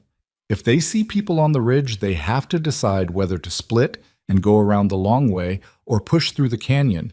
Either way, they're slowing down. And you? Lydia asked. I'll be at the south crossing, at ground level. 1 man at the crossing, she said. 1 man they can see, he corrected. Nora will be north. There's a break in the east wall about 100 yards up where you can get through without being seen. By the time they're committed to the south crossing, Nora will be behind them. Nora looked at him. Behind them? You won't need to do anything. Just be there. Just be seen. He looked at her steadily. Men who think they're being flanked do not think clearly. They stop, they reconsider, they argue with each other. That's all I need them to do. There was a silence. This plan, Nora said, depends on a lot of things going a certain way. Yes. And if they don't, then we adjust. He said it the way you say true things when there's no better alternative. I've fought with worse odds and less terrain. The canyon is the advantage we have. I intend to use it. Fletcher, who had been leaning in the doorway listening without comment for the last 10 minutes, said, I've got a rifle you can take, and I'll ride to the sheriff's office in Red Hollow and tell Pruitt what's happening. He paused. I've been quiet about enough things in my life. I'm done being quiet about this one. Rhett looked at him. You don't have to do that. I know I don't, Fletcher said. I'm doing it anyway. A beat. Pruitt's a careful man, but he's not a dishonest one. And if someone puts the thing in front of him plainly enough that he can't pretend not to see it, he'll act. He straightened from the doorway. I'll put it plainly. They rode for Black Ridge in the early afternoon. The sky had turned the color of old pewter by the time they reached the western edge of the property. Clouds building from the north, the temperature dropping steadily. Not a storm yet, but the kind of sky that was making up its mind. The wind came in irregular gusts off the ridge and brought with it the smell of cold stone and cedar.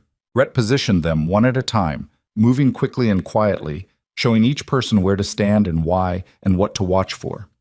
He positioned Clara with Lydia on the high ground, which he felt better about than putting either of them anywhere near the crossing.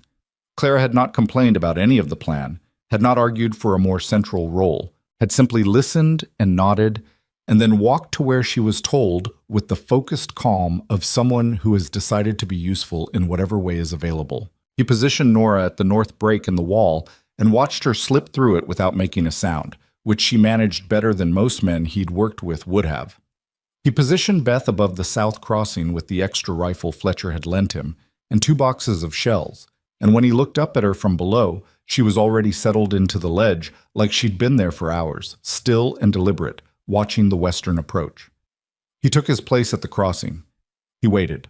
The thing about waiting is that it has its own texture, its own specific discomfort. Not fear exactly.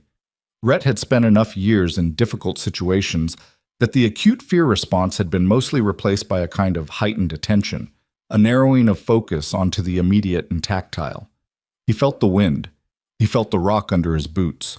He heard the cedar moving. He watched the western approach and waited. They came an hour later. He heard them before he saw them. Horses, multiple, moving at a pace that suggested they weren't trying to be quiet, which told him something.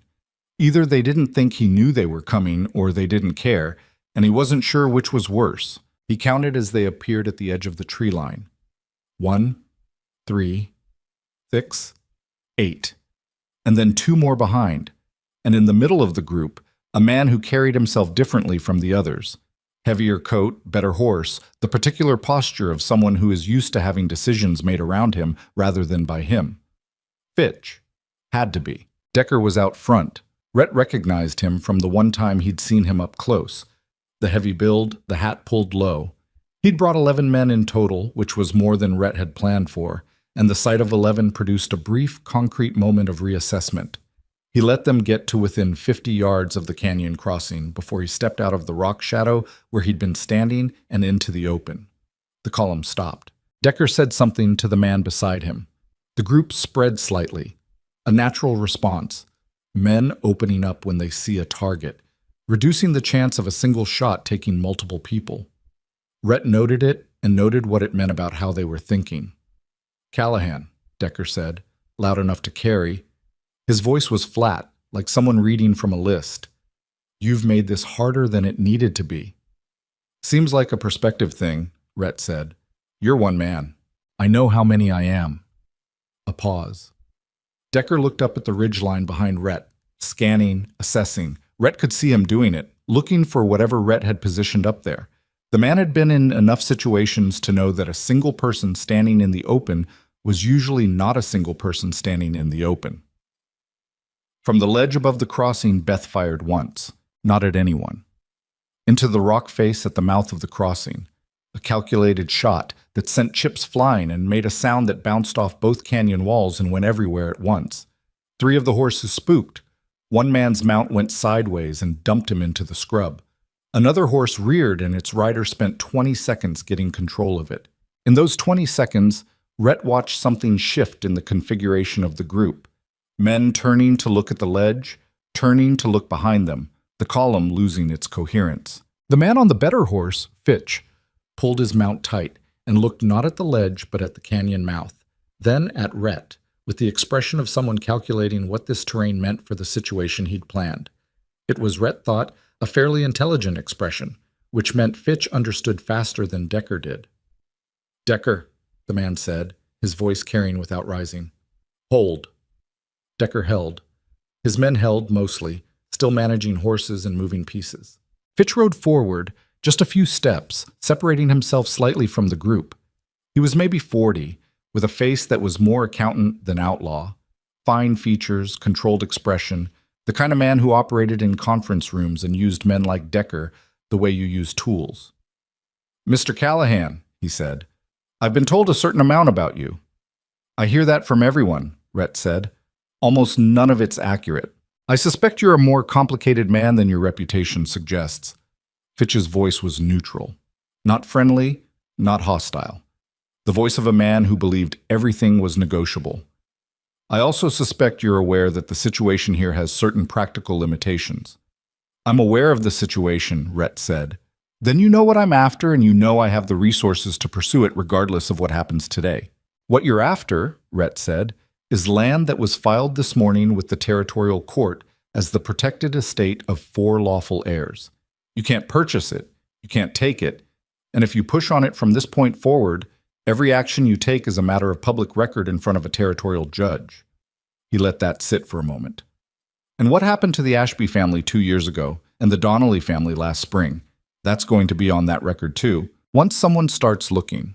The change in Fitch's face was small but real. A tightening. A reassessment. Those are serious allegations, he said. They're not allegations yet. They're going to be as soon as the people who know about them decide to say so out loud. Rhett kept his voice level.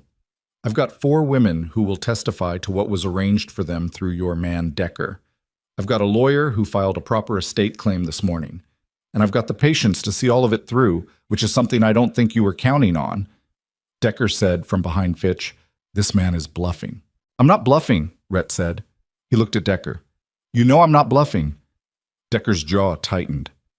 Fitch looked at the canyon, looked at the ledge where Beth was positioned, looked at the ridgeline where, if he was attentive, he could see 2 figures standing visible against the sky. He turned slightly and looked north toward the wall break, and for a moment Rhett thought he might have spotted Nora. But whatever he saw or didn't see, he turned back. "You understand," Fitch said quietly, "that this is not finished." "I understand that's what you think," Rhett said. "I think you're going to look at what you're walking into here and at what you're going to be walking into in a courtroom in 6 months and decide the Black Ridge tract isn't worth the cost." "And if I decide differently?" "Then you'll find out what it costs," Rhett said, "and so will every man you brought with you today." The wind moved through the canyon. Someone's horse shifted. A cedar branch scraped against rock somewhere above. Fitch looked at Rhett for a long, assessing moment. The look of a man who has spent his career measuring people and trying to find the seam in them, the place where they give. He was looking for that seam in Rhett now. He didn't find it. He turned his horse. "Decker," he said, "we're going back to Red Hollow." Decker stared at him. "Sir." "We're going back to Red Hollow." His voice had gone from neutral to flat in a way that made it clear the discussion was over. "There are matters to address before any further steps are taken." He rode back through his men without waiting to see if they followed. After a moment, they did, in the disorganized, deflated way of a group whose plan has not gone as intended. Decker was the last to turn, and before he did, he looked at Rhett with a look that said, "This is not finished," as clearly as any words would have. Rhett looked back at him without expression. He stood at the canyon crossing until the last horse had disappeared back into the tree line and the sound of hooves had faded to nothing. And then he stood there for another few minutes, making sure. When he finally looked up at the ledge, Beth was already descending, moving down the rock face with careful, deliberate footwork, the rifle held away from her body. When she reached the bottom, she looked at him and said, "How many shells did you expect me to use?" "1," he said. "Good, because that's how many I used." From the north, Nora peered through the break in the wall, walking fast. From the high ground, Lydia and Clara were picking their way down the ridge. He could see them, two figures moving careful and close together, Clara taking Lydia's hand over a tricky piece of rock. They converged at the crossing. Nobody said anything immediately. There was a collective moment of something, not triumph exactly, because the situation wasn't finished and they all knew it, but something, a breath taken and released, a recognition that the thing that had been coming toward them had, for now, been turned. Nora looked at Rhett. "Fitch left." Fitch left. "Is that—" She paused. "Is that the end of it?" "No," Rhett said. "But it's the end of this part." He looked at all four of them, wind-burned and cold and standing on their own land. "He's going back to Red Hollow to decide what he can still salvage. We need to be there when he does." Lydia looked at him. Her hair had come loose from where she'd pinned it and was blowing across her face, and she pushed it back with one hand in the practical, impatient way she did everything. "Then let's go to Red Hollow," she said. The ride from Black Ridge to Red Hollow took 40 minutes on a good day. They made it in 30, pushing the horses harder than was comfortable, nobody saying much because there wasn't much to say that the situation hadn't already said for itself. Rhett rode point and thought about what they were riding into. Fitch had retreated, but retreating was not the same as stopping. He'd understood that from the moment he watched the man turn his horse at the canyon crossing. Fitch had the face of someone who recalculates rather than quits, and a recalculation with 11 men and whatever resources he'd brought from wherever he'd come from was a different problem from a frontal approach stopped at a canyon wall. The affidavit Crane had filed was the strongest card they held. But paper, however correctly filed, required someone with authority to enforce it, and the only authority in Red Hollow was Pruitt, and Pruitt's track record on enforcing things that cost him something was not inspiring. What worried Rhett more than Fitch was the window. Fitch knew now that the legal path was closing. He would know about the affidavit within hours if he didn't already, and when a man of that type loses his clean route, he tends to reach for something messier. The question was how fast and what form it took. He was still working through that when Nora came up beside him. "He's going to go after the filing," she said. She'd been quiet for most of the ride, but clearly not idle. The look on her face was the one she got when she'd been turning something over and had arrived somewhere. Not physically, legally, or what passes for legally. He'll find someone at the courthouse who owes him something or who can be paid, and he'll try to get the filing questioned or delayed. "Who handles territorial filings in Millhaven?" Rhett said. "A clerk named Sutter. I've heard his name twice in connection with land disputes that resolved in strange ways." She paused. Nora's map, she said, meaning her own document, the way she sometimes referred to it as if it were a separate object. Sutter is on the edge of it. I wasn't certain enough to write his name down directly, but he's adjacent to two of the transfers that shouldn't have gone the way they did. Rhett looked at her. You need to send a letter to Crane, tonight. Tell him to file copies with the Federal Land Office. In addition to the Territorial Court, Fitch can reach the Territorial Clerk. Reaching the federal office is harder and louder. Nora was already nodding before he finished. I'll write it when we stop. Can we get it to Crane tonight? Fletcher's hand can write it to Carver City. He's done it before. She fell back without another word, already composing the letter in her head, which he knew because he'd come to recognize the specific quality of Nora's silence when she was writing something internally. Red Hollow came into view as the last light flattened against the western hills. From the ridge above town, Rhett stopped the group and looked down at the main street for a full minute before saying anything. The Carver Hotel had lights in every window. There were horses at the rail that hadn't been there when they left. 3 more than he'd counted before, which meant either Fitch had sent for additional men or someone had arrived independently. Outside the sheriff's office, there was no lamp in the window, which could mean Pruitt was out or it could mean Pruitt was making himself scarce, which with Pruitt was always a meaningful possibility. Hotel's active, Beth said from beside him. She'd come up quietly, which she always did. I see it. Who are the new horses? Don't know yet. He studied the street a moment longer.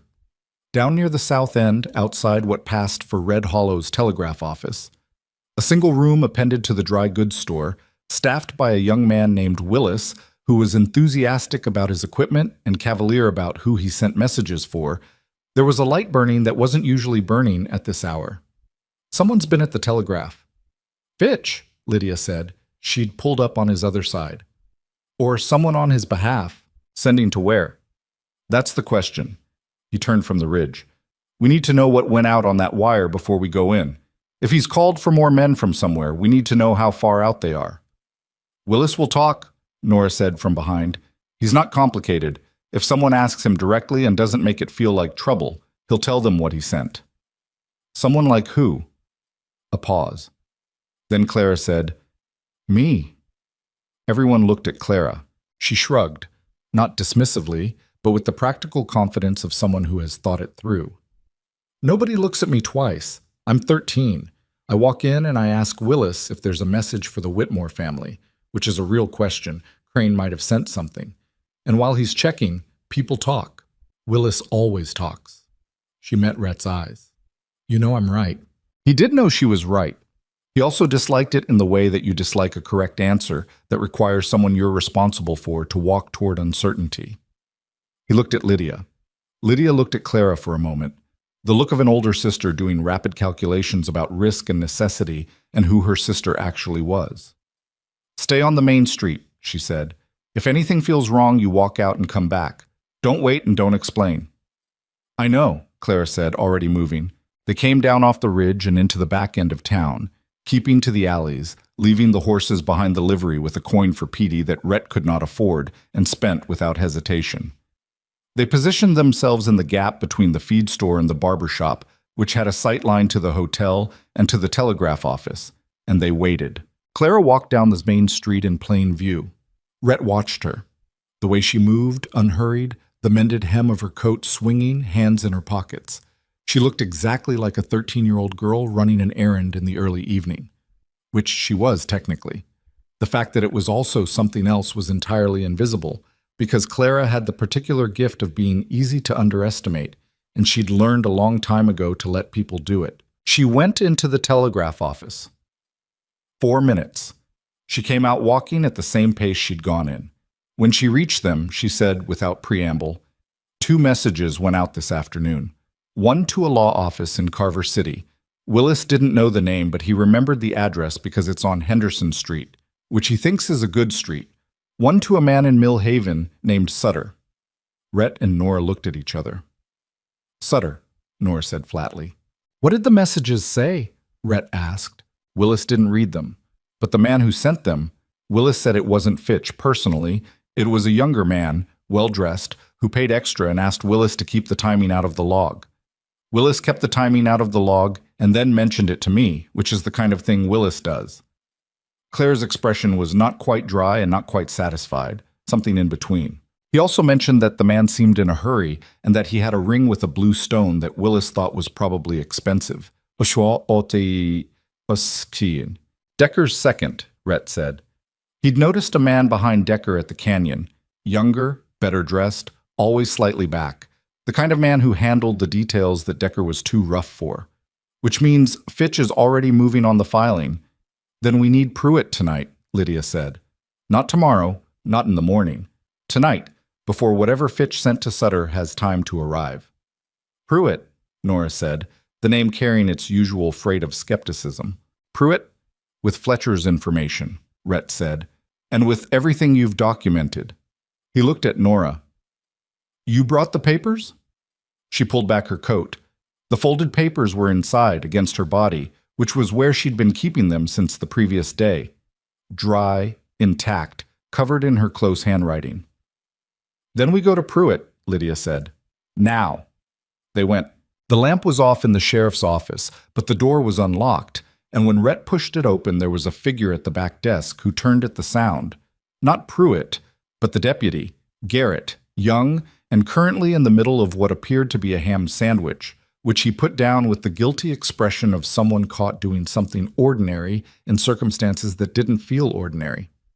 Where's Pruitt? Rhett said. He went home an hour ago. Garrett looked at the five of them filling the doorway. He said things had quieted down. Things haven't quieted down, Rhett said.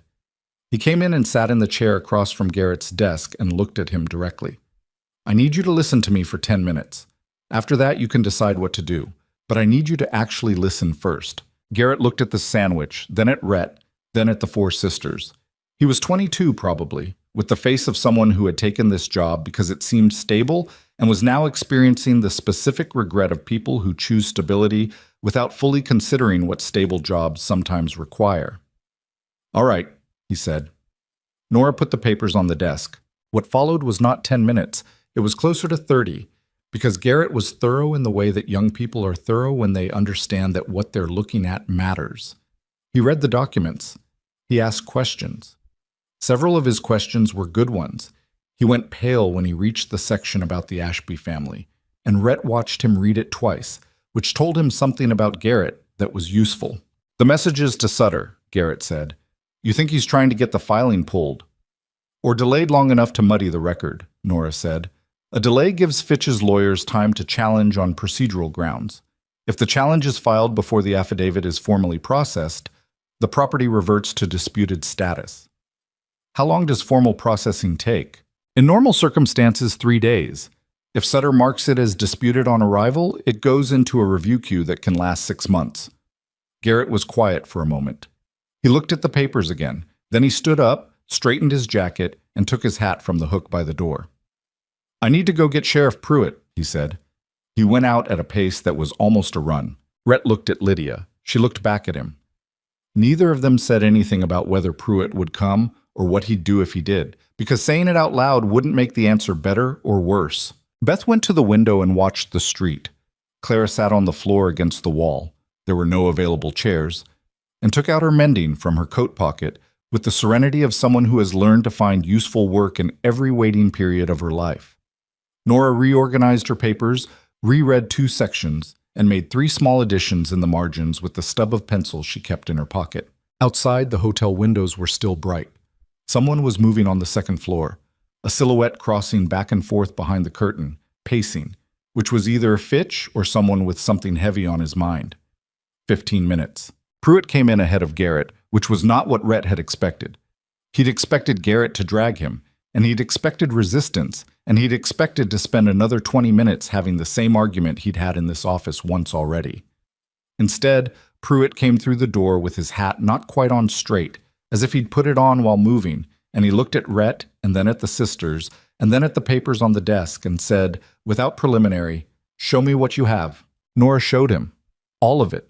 She went through it section by section, naming names, citing dates, making the connections explicit. Pruitt did not interrupt. He had, at some point between Owen Fletcher's visit earlier and this moment, apparently decided to be the version of himself that did his job, and he was honoring that decision with something that looked like effort and relief in equal measure. The specific feeling of a person who has been avoiding something difficult and has finally stopped avoiding it. When Nora finished, Pruitt looked at the papers for a long moment. "The messages to Sutter," he said. "We need someone to contact Millhaven tonight," Rhett said. "Formally. A wire from this office telling the court that the Whitmore estate filing is under active investigation and should not be altered or delayed pending resolution." "I can do that," Pruitt said. He said it simply, without drama, the way you say things when you've finally decided. "Tonight," Lydia said. "Not a request. Tonight." He reached for his coat. "Garrett, I need you at the hotel. I'm going to speak with Fitch." Garrett straightened. He had, in the last 40 minutes, acquired the posture of someone who has decided what kind of deputy he is going to be. "Yes, sir." "This isn't going to be—" Pruitt paused. "Fitch has men in there. It's not going to be simple." "I know," Garrett said. Pruitt looked at him. Then he looked at Rhett. "I'd appreciate it if you were present." "I intended to be," Rhett said. They went out into the street, Pruitt and Garrett, Rhett beside them, and behind Rhett, the 4 Whitmore sisters, who had not been asked to come and had not asked permission. Nora had the papers inside her coat. Beth had the extra rifle from Black Ridge, carried low and plain. Lydia had nothing in her hands and the expression of someone who has run out of waiting. The Carver Hotel's lobby was warm and lamp-bright. The same clerk at the front desk. The same cluster of men near the window and the stairs. They all turned when the door opened, and the turning had the particular quality of people who have been expecting something and are now recalibrating whether what's arrived is what they expected. Rhett scanned the room. Decker by the far wall. The well-dressed younger man, Fitch's second, on the stairs. 2 others he recognized from the canyon. 3 he didn't. From upstairs, footsteps. Deliberate. Someone who'd heard the door. Fitch appeared at the top of the stairs. He looked down at Pruitt, and then at Rhett, and then at the 4 sisters standing behind them, and his face did the thing it had done at the canyon crossing. That rapid, controlled recalculation, the expression of a man who has spent his career staying ahead of situations and is now looking at one he didn't fully anticipate. He came down the stairs. "Sheriff," he said, smooth. Whatever he was thinking was not in his voice. "Mr. Fitch," Pruitt said, "I need to speak with you about some messages sent from the Red Hollow Telegraph office this afternoon, specifically correspondence addressed to a Mr. Sutter in Millhaven regarding a territorial court filing." Something shifted in Fitch's face. Almost imperceptible. Almost. "I'm not sure what you're referring to," he said. "Then I'll be specific," Pruitt said. He was, Rhett thought, finding his footing in this. Still not entirely comfortable, but moving forward anyway. "I've sent a wire to the territorial courthouse informing them that any alterations to the Whitmore estate filing are subject to review pending a formal investigation by this office. That wire went out 20 minutes ago." A beat. "And I've sent a second wire to the federal land office in the Capitol. That one went out 10 minutes ago." Fitch was still. The stillness of someone absorbing information and deciding what it means. "Furthermore," Pruitt said, "I have documentation, compiled by one of the Whitmore daughters over a period of 2 years, connecting your organization to 7 land acquisitions in this territory that are going to require investigation, including the Ashby property." He let that land. "I knew the Ashby family." The room was quiet. Decker's hand moved to his belt. Rhett's eyes went to it.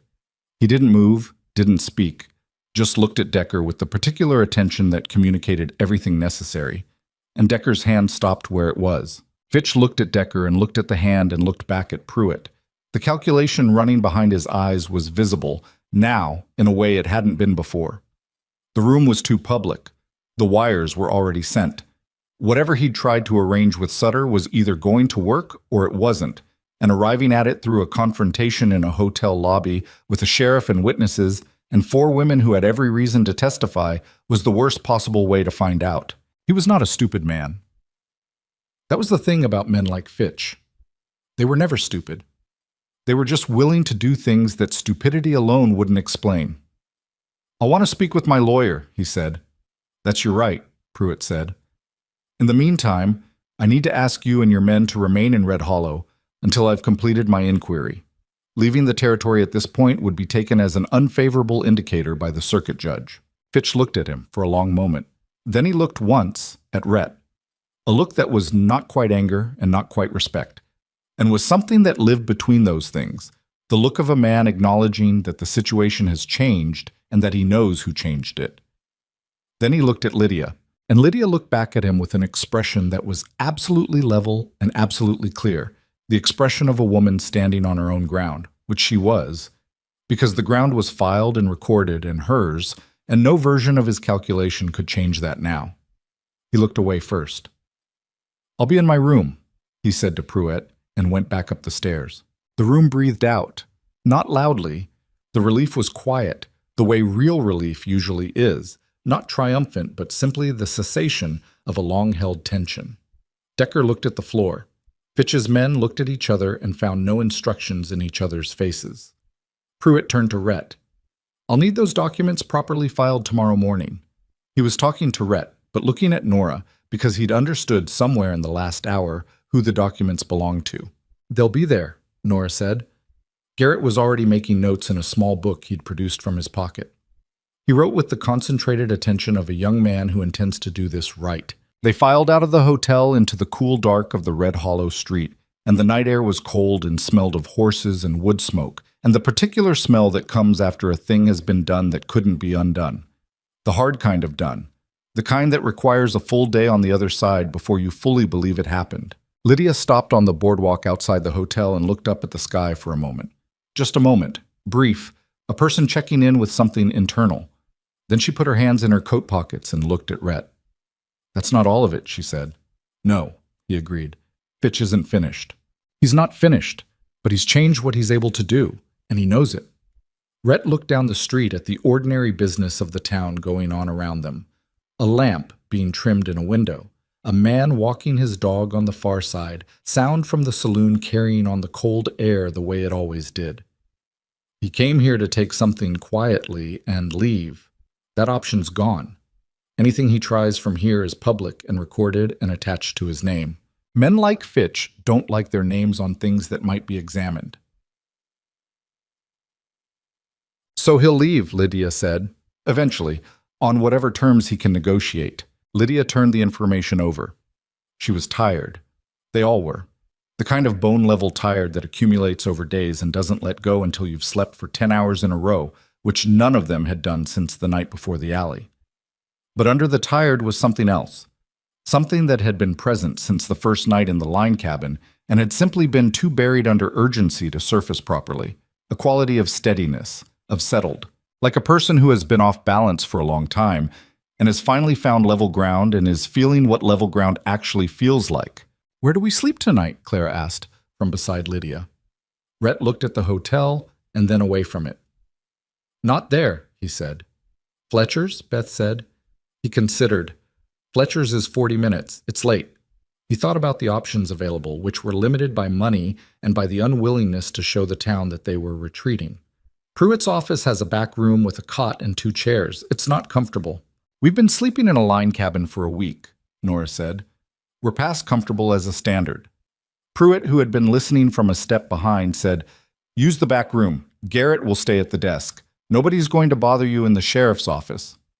Garrett, hearing his name, looked up from his notes and nodded as if this had always been the plan. They went to the back room. It was small and smelled of old coffee and paper and had exactly 1 cot, which Clara took without argument because she was 13 and nobody argued with her about it. Nora took one of the chairs and pulled her papers out and was adding notations within 60 seconds. Beth sat against the wall with her knees up. Lydia sat in the other chair and looked at nothing in particular for a while, which for Lydia was the equivalent of falling apart, since it was the only way she let herself do it. Rhett leaned in the doorway. He was going to go back out, keep watch, or at least give them the space that the small room made hard to come by. But Lydia said without turning, "You don't have to stand out there." "I know," he said. "Then stop standing out there." He came in and sat on the floor beside the door, which was not comfortable and was the most space he could manage. Clara had already fallen asleep on the cot with the immediacy of the young. Nora's pencil moved steadily. Beth's eyes were closed, but Rhett didn't think she was sleeping. After a while, Lydia said quietly, to no one in particular, "My mother loved that land. She talked about it when we were small, before she got sick. She called it her people's ground." She was quiet for a moment. "I don't think she ever expected us to have to fight for it, but I think she'd understand why we did." Nobody answered. There wasn't anything to add to it that wouldn't make it smaller than it was. Outside, Red Hollow was going to sleep in its gradual, incomplete way. The saloon still going, the lamp in the hotel still burning on the second floor. Things were unresolved and would remain unresolved until morning and for days after morning. Fitch was still in the building across the street. The world had not rearranged itself into something clean, but the filing was recorded, the wires were sent, and the 4 Whitmore sisters were in a room that nobody was going to come into without going through a sheriff and a determined deputy and a man who had decided, somewhere between a saloon corner and a canyon crossing, that this was the thing he was going to see to the end. It wasn't a good night's rest, but it was rest, which was what the next day required. They rode into Red Hollow as the afternoon light was going flat and gray, the kind of light that makes everything look like it's already a memory. 5 of them, Rhett and the 4 sisters, coming down the main street at a steady pace, not hurrying, not hiding. The town registered them the way small towns register unexpected things, a stillness spreading outward from the point of arrival, conversations stopping, heads turning. A woman on the mercantile porch putting her hand on her companion's arm and saying something low. Rhett had expected the stares. He had not entirely expected what came with them, a quality of uncertainty that hadn't been there before. When he'd ridden through Red Hollow a week ago, the town had looked at him with the settled conviction of people who had already made up their minds. Now they looked at him, and then at the 4 sisters beside him, and seemed to be working something out, some arithmetic that wasn't adding up the way it used to. Sheriff Pruitt was standing on the steps of his office. Fletcher's visit had clearly arrived before them. Pruitt had the posture of a man who has been told something he didn't want to know, and has been sitting with it long enough that he's run out of ways to avoid it. Rhett dismounted. The sisters dismounted. They walked to the steps. "Callahan?" Pruitt said. "Sheriff?" Rhett looked at him. "Where's Fitch?" Pruitt's jaw moved. "At the Carver Hotel. He came back from the east side of town about an hour ago. Him and Decker, and there are 9 men in that hotel right now." "And Amos Whitmore?" Pruitt looked at Lydia when Rhett said the name. Something complicated moved across his face. "He's been with Fitch most of the day. There's been a conversation happening at the hotel that I was not invited to." "What kind of conversation?" "The kind where men decide what to do when the plan they had stops working." Pruitt descended 1 step. He was looking at all 5 of them now, really looking the way he hadn't let himself look before. "Miss Whitmore," he said to Lydia, "I owe you an apology. I should have, when your father—" He stopped, tried again. "I should have looked into what was happening in that house a long time ago." Lydia looked at him with the specific expression of a woman who has considered forgiving people and decided to take it 1 case at a time. "What are you going to do about it now?" she said. "I'm going to do my job," he said, "if someone will tell me what I'm looking at." Nora opened her coat and produced the folded papers she'd been carrying, her handwritten network of names, properties, dates, connections. She'd refined it twice more on the ride from Black Ridge, adding what they'd heard and seen over the last 2 days. She held it out to Pruitt. He took it, unfolded it, began to read. "The Ashby fire," he said after a moment. "Fitch's men," Nora said. "I can give you 3 witnesses who saw Decker in the Ashby Valley the week before it happened. They didn't know what they were seeing at the time." Pruitt kept reading. His face was doing something that was not quite shame and not quite anger, and was probably the specific combination that happens when you've looked the other way long enough that looking forward again is physically uncomfortable. "Len Marsh," he said. "He's been passing property information to Fitch's people for at least 2 years, Nora said. "He knew about our grandfather's estate claim because he handled the land office records for the county for 6 months in 1881, and he's been telling Fitch which properties had unclear title." Pruitt folded the papers. He held them for a moment. Then he put them in his coat pocket. "Give me an hour," he said. "Stay out of that hotel." He went inside and they heard him talking to his deputy, low and urgent. They waited on the steps. It was the hardest kind of waiting. The kind where the thing you've been moving toward is finally, almost, within reach, and the distance left is small enough that the fear of something going wrong is actually sharper than it was when the distance was large. When you have a long way to go, you can tell yourself you'll figure it out as you go. When you're this close, every remaining variable feels personal. Clara sat on the bottom step and braided and unbraided a section of her hair, which was the thing she did when she needed her hands to be busy. Beth stood against the post and looked at the Carver Hotel across the street with the attentive stillness she brought to everything. Nora paced, 2 steps left, 2 steps right. Not anxious exactly, more like a person with too much energy and nowhere to direct it. Lydia stood straight and watched the street. Rhett stood beside her. After a while, Lydia said quietly, "What happens if Pruitt doesn't do enough?" "Then we go to the territorial marshal," Rhett said. "Crane can file a complaint that forces an investigation. It's slower and harder, but it gets there. That could take months." "Yes." "Fitch could make things difficult in the meantime. He could try." Rhett looked at the hotel. "But he came here personally, which means he's exposed in a way he isn't when he operates at a distance. He's got 11 men in that building and a paper trail that Nora built from memory and Crane has in his files, and the longer he stays in Red Hollow, the worse that gets for him." A pause. "Men like Fitch are brave when they're invisible. They become a lot less brave when someone turns a light on."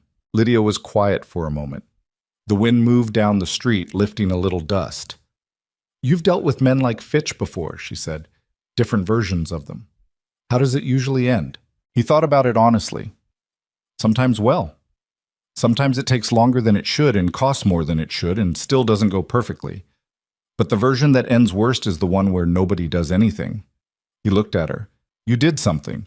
Your sister built a map from memory that would take most trained men a month to compile. That's not nothing." Lydia's expression shifted. Not quite a smile, but something adjacent to it.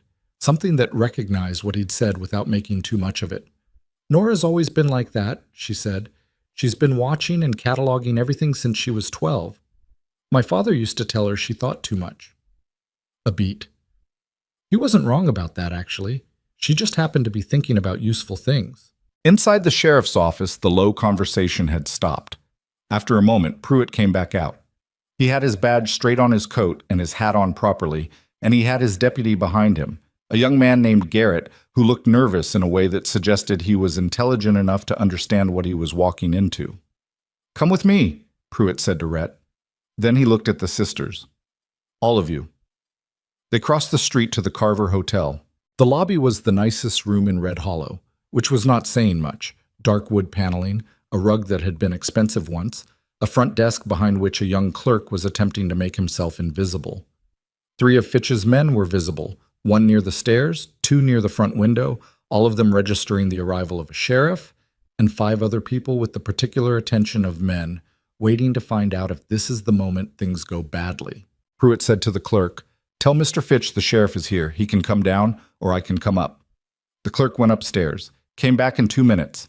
Fitch came down himself, which was the decision of a man who understood that refusing to come down was a worse look than coming down. He was composed. Rhett would give him that. He walked into the lobby with the bearing of someone who had been in difficult rooms before and had learned to never let the difficulty show. Decker was behind him, and behind Decker, slightly apart from everyone else, was Amos Whitmore. Rhett had not seen Amos since the night in the alley. He'd constructed an image in his head, the way you do with people you know only by their actions, and the reality was smaller than the image in every sense. Amos Whitmore was a man of about 50 who had gone soft in the way that men go soft when they've been choosing comfort over consequence for too long.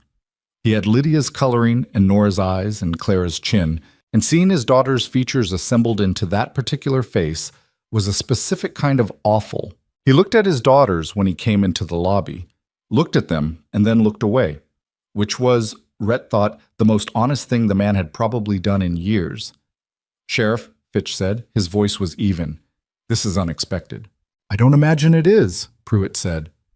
"Mr. Fitch, I'm going to need you to answer some questions about your land acquisition activities in this territory, specifically regarding the Ashby property, the Donnelly property, and the Black Ridge tract." He paused. "And regarding certain arrangements you made involving Amos Whitmore and his daughters." Fitch looked at Pruitt for a moment. Then he looked at Rhett. Then, briefly, at Nora, who was holding his gaze with the expression of someone who has been waiting for this specific moment for a long time and is not going to waste it. "I have a lawyer," Fitch said. "You're welcome to contact him," Pruitt said. "In the meantime, Decker, I need you to come with me and Garrett. There are questions about a night 3 weeks ago and what happened outside the Whitmore residence." Decker's hand moved toward his belt. "Don't," Rhett said. It was one word. It wasn't loud. But it was the word and the tone that communicated, precisely and without ambiguity, that the next several seconds would go very badly for Decker if his hand kept moving. Decker had been in enough situations to hear that kind of word correctly. His hand stopped. Garrett stepped forward and took Decker by the arm, and Decker, after a very long moment, let him. Fitch watched this and said nothing. He was already calculating the new reality. What was provable, what was deniable, what it would cost him to fight, and what it would cost him to settle. Rhett could see him doing it as clearly as if he'd said it out loud. "Mr. Fitch," Nora said. He looked at her. "I have documentation connecting your organization to 7 land transfers in this territory that were conducted through coercion or fraud. I have names, I have dates, I have 3 men who worked for your operation and will testify about what they were asked to do." She said it with perfect steadiness, neither loud nor soft, the way you state things that are simply true. "The territorial court has a copy. So does Aldous Crane. So does the correspondent for the Carver City Register, who received a letter yesterday." Fitch was quiet. "The letter was my idea," Clara said from the back of the group. Everyone looked at Clara. "I wrote it while Nora was drawing the maps," she said. She was the least impressive-looking person in the room. 13, slight, with her mended hem and her unassuming face, and she said it with the calm clarity of someone who hadn't yet learned to make herself smaller for anyone's comfort. "Nora told me what to say. I just put it in the letter." A beat of silence. Then from somewhere unexpected, Amos Whitmore made a sound. Not quite a laugh and not quite a sob. Something that lived in the territory between them. The sound of a man confronted with the people he'd failed displaying more competence and more courage than he'd ever managed to attribute to them. He sat down on the nearest chair. He put his face in his hands, and he said, muffled and broken, "I'm sorry." Nobody responded immediately. The apology sat in the room, unclaimed. It was Lydia who finally said something. She turned and looked at her father, really looked at him. The way you look at a thing you've been carrying for a long time and are trying to decide whether to put down. "I know," she said. Not forgiveness, not condemnation, just acknowledgement. Something real and complicated in hers. "We'll talk. Not today." Amos nodded into his hands. Pruitt spent the next 2 hours doing his job, which it turned out he was capable of doing when someone put things in front of him plainly enough that looking away was no longer an option. Fitch was escorted to the sheriff's office for questioning. 3 of his men, when it became clear which direction things were heading, offered information about Decker's activities in exchange for considerations that Pruitt agreed to without committing to anything specific. Len Marsh, who had been watching from the door of his hardware store across the street, closed the door and did not come out for the rest of the day. The town watched all of it happen. They stood on the boardwalks and in the doorways and came out of the saloon and the mercantile and the dry goods store and watched. And the watching was different from any watching that had gone before. Not the watching of people who had already decided the story. The watching of people who were seeing something they hadn't expected and were being asked, by the plain reality of it, to revise. It was not comfortable for them. Rhett did not think they deserved to be comfortable. As the afternoon moved toward evening, as the temperature dropped and the lamps came on in the windows along the main street, Rhett sat on the steps of the sheriff's office and let the day settle around him. His shoulders still hurt. His chin, where the cut had been, itched in the way that healing things itch. He was tired in a way that had weight to it. Not the light tiredness of a short night, but the heavier kind that follows sustained effort, when the thing you've been holding up can finally be set down. Clara came and sat beside him. She didn't say anything for a while, and he didn't either, and that was fine. They watched the street, where people were still moving, still talking in small clusters, the town processing itself. What are you going to do now? Clara asked. He looked at her. She was looking at the street, not at him, which somehow made the question feel less like an interrogation and more like genuine curiosity. Don't know yet, he said. You could stay, she said. You could. People are going to look at you different now, she said. It wasn't a sales pitch. It was an observation. The way Clara made observations. Direct and plain and without agenda. They don't know what to think, but it's different from before. Different isn't always better. No, she agreed, but it's at least accurate, you know? They're looking at what's actually there now instead of what they decided to see. She was quiet for a moment. I think accurate is better than comfortable, even when it's uncomfortable. He looked at her sideways. 13 years old, mending her hem in the middle of a siege, writing letters to journalists. When did you get so certain about things? He said. Clara considered this seriously. I think I was always like this, she said. People just didn't ask me before. He thought about that for a while. Inside the sheriff's office, Nora's documentation was being read by Pruitt, and a man who had arrived from the county seat, a circuit judge who Pruitt had sent Garrett to fetch 2 hours ago, apparently, which was the action of a man who was trying to do a thing thoroughly for once. Lydia was in there too, answering questions.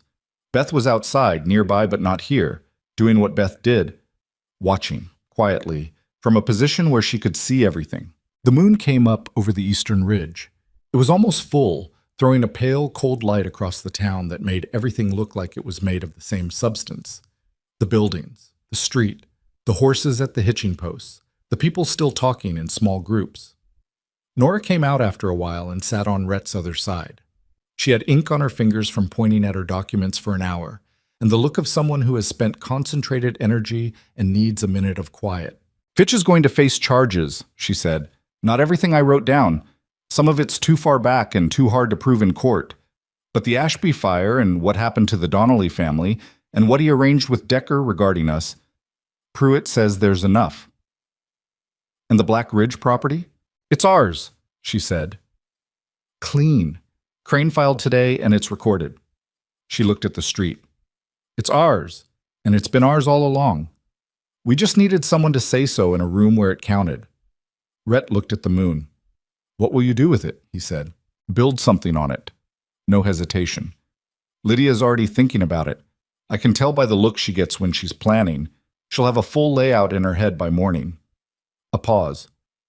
It won't be easy. We don't have capital, we don't have livestock to start with, and we've got a father who's going to need managing for a while until he decides whether he wants to be salvageable. Is he salvageable? Nora thought about it with the honest consideration she gave everything. I don't know, she said. Maybe. People can change when they run out of other options and stop lying to themselves.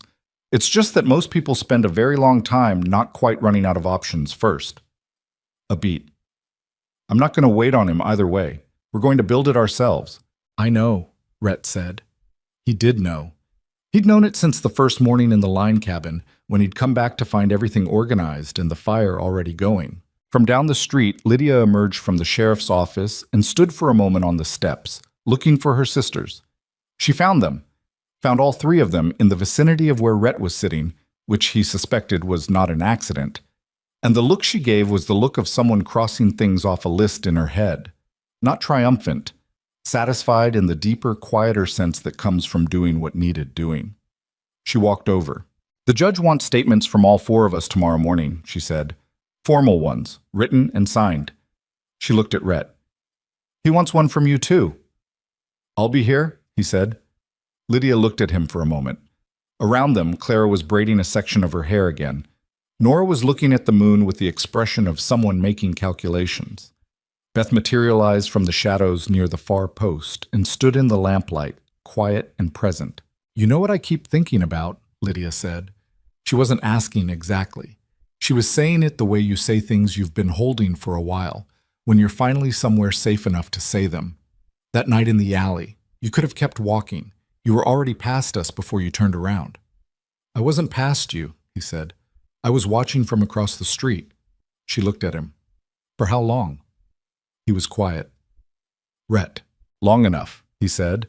Long enough that when I told myself it wasn't my business, I knew I was lying. Lydia held his gaze. In the lamplight, she looked like herself. Not softened by it, not made prettier or simpler than she was. Just exactly the person she was, which was considerable. Well, she said, I'm glad you're a bad liar. He looked away. Something in his chest moved that he didn't have a comfortable name for. There is a thing that happens sometimes in the aftermath of violence and fear and sustained effort, when the danger has passed and the documentation has been filed and the right people are in rooms answering for the things they've done. There is a thing that happens where you look at where you are and realize it doesn't match where you expect it to be. Not worse, not better, just different in a way that isn't reversible. And you have to decide whether that's something to grieve or something to be grateful for, or whether it's just a thing that is the way most of life is just a thing that is, and you work with it. Rhett Callahan had spent 34 years being the man that Red Hollow feared. He had not come to Red Hollow to change that. He had come for work and a place to board his horse and a winter wage and then to leave in the spring, the way he always left in the spring, the way he'd always understood his life to operate. He had not planned for 4 sisters. He had not planned for any of this. But here is the thing about plans, and here is what the story of Black Ridge eventually taught anyone willing to listen to it. Plans are just fear wearing a practical hat. Plans are what you make when you're trying to protect yourself from the particular terror of not knowing what comes next. The people who changed things, in Red Hollow and every place like it, were not the people who had the best plans. They were the people who looked at something happening in front of them and said, with or without thinking, not this. Not while I'm standing here. Rhett had said, not this. 4 sisters had said not this, separately and together, in the back bedroom when their father's voice rose, in the alley when Clara kicked the man holding her, on the rise at Black Ridge at dawn, in a hotel lobby with a written document and a letter already in the mail. That's all courage ever is. Not this. Not while I'm standing here.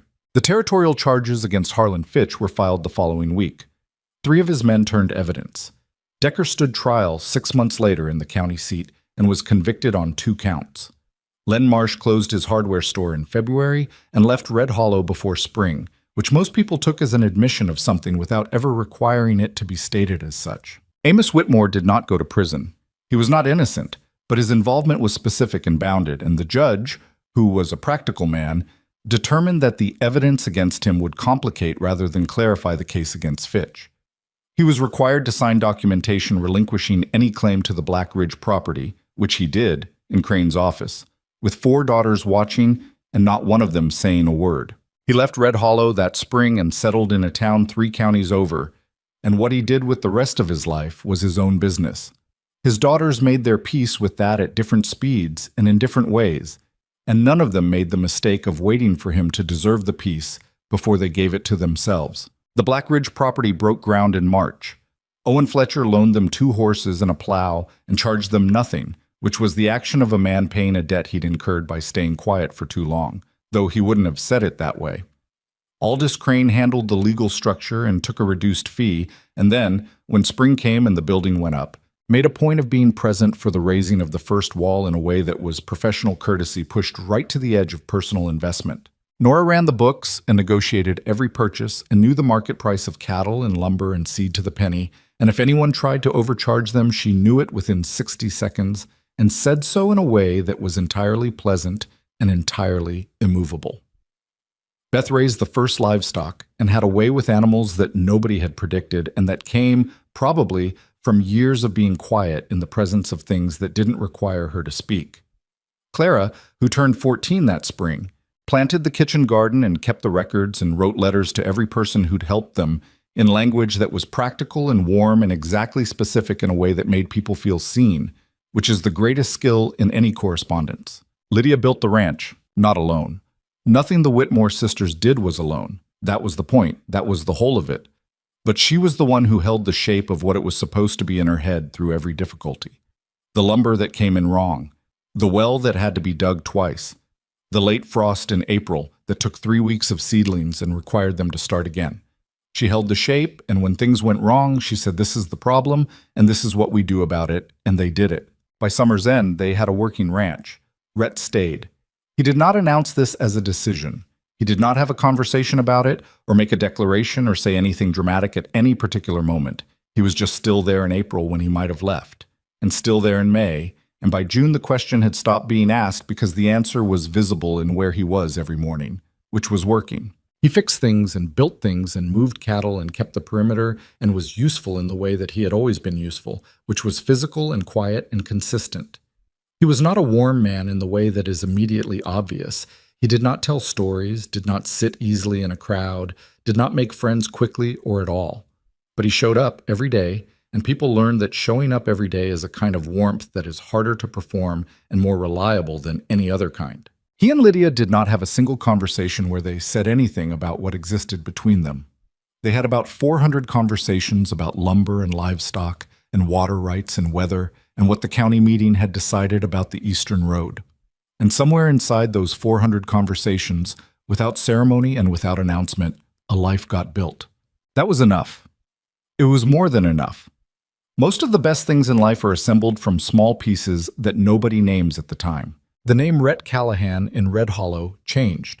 Not immediately. Change in small towns is slow, in the way that any real change is slow, requiring the steady pressure of evidence against assumption over time. But it changed. The man they'd feared became the man who'd stood at the canyon crossing when he didn't have to. The man who'd turned back in the alley. The man whose name, over years and then over generations, got told around fires not as a warning, but as a different kind of story. The kind where someone ordinary does the difficult thing and it turns out the difficult thing was possible all along, which is both the most ordinary revelation and the one that never stops being worth the telling. Clara was the one who told it best.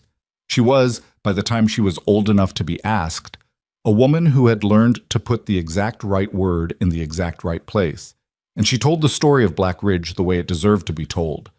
Not as a legend, not as something larger than life, but as a thing that happened between flawed, scared, trying people who looked at something wrong and said, "Not this." That is what it was. That is all it was. It was enough to change everything.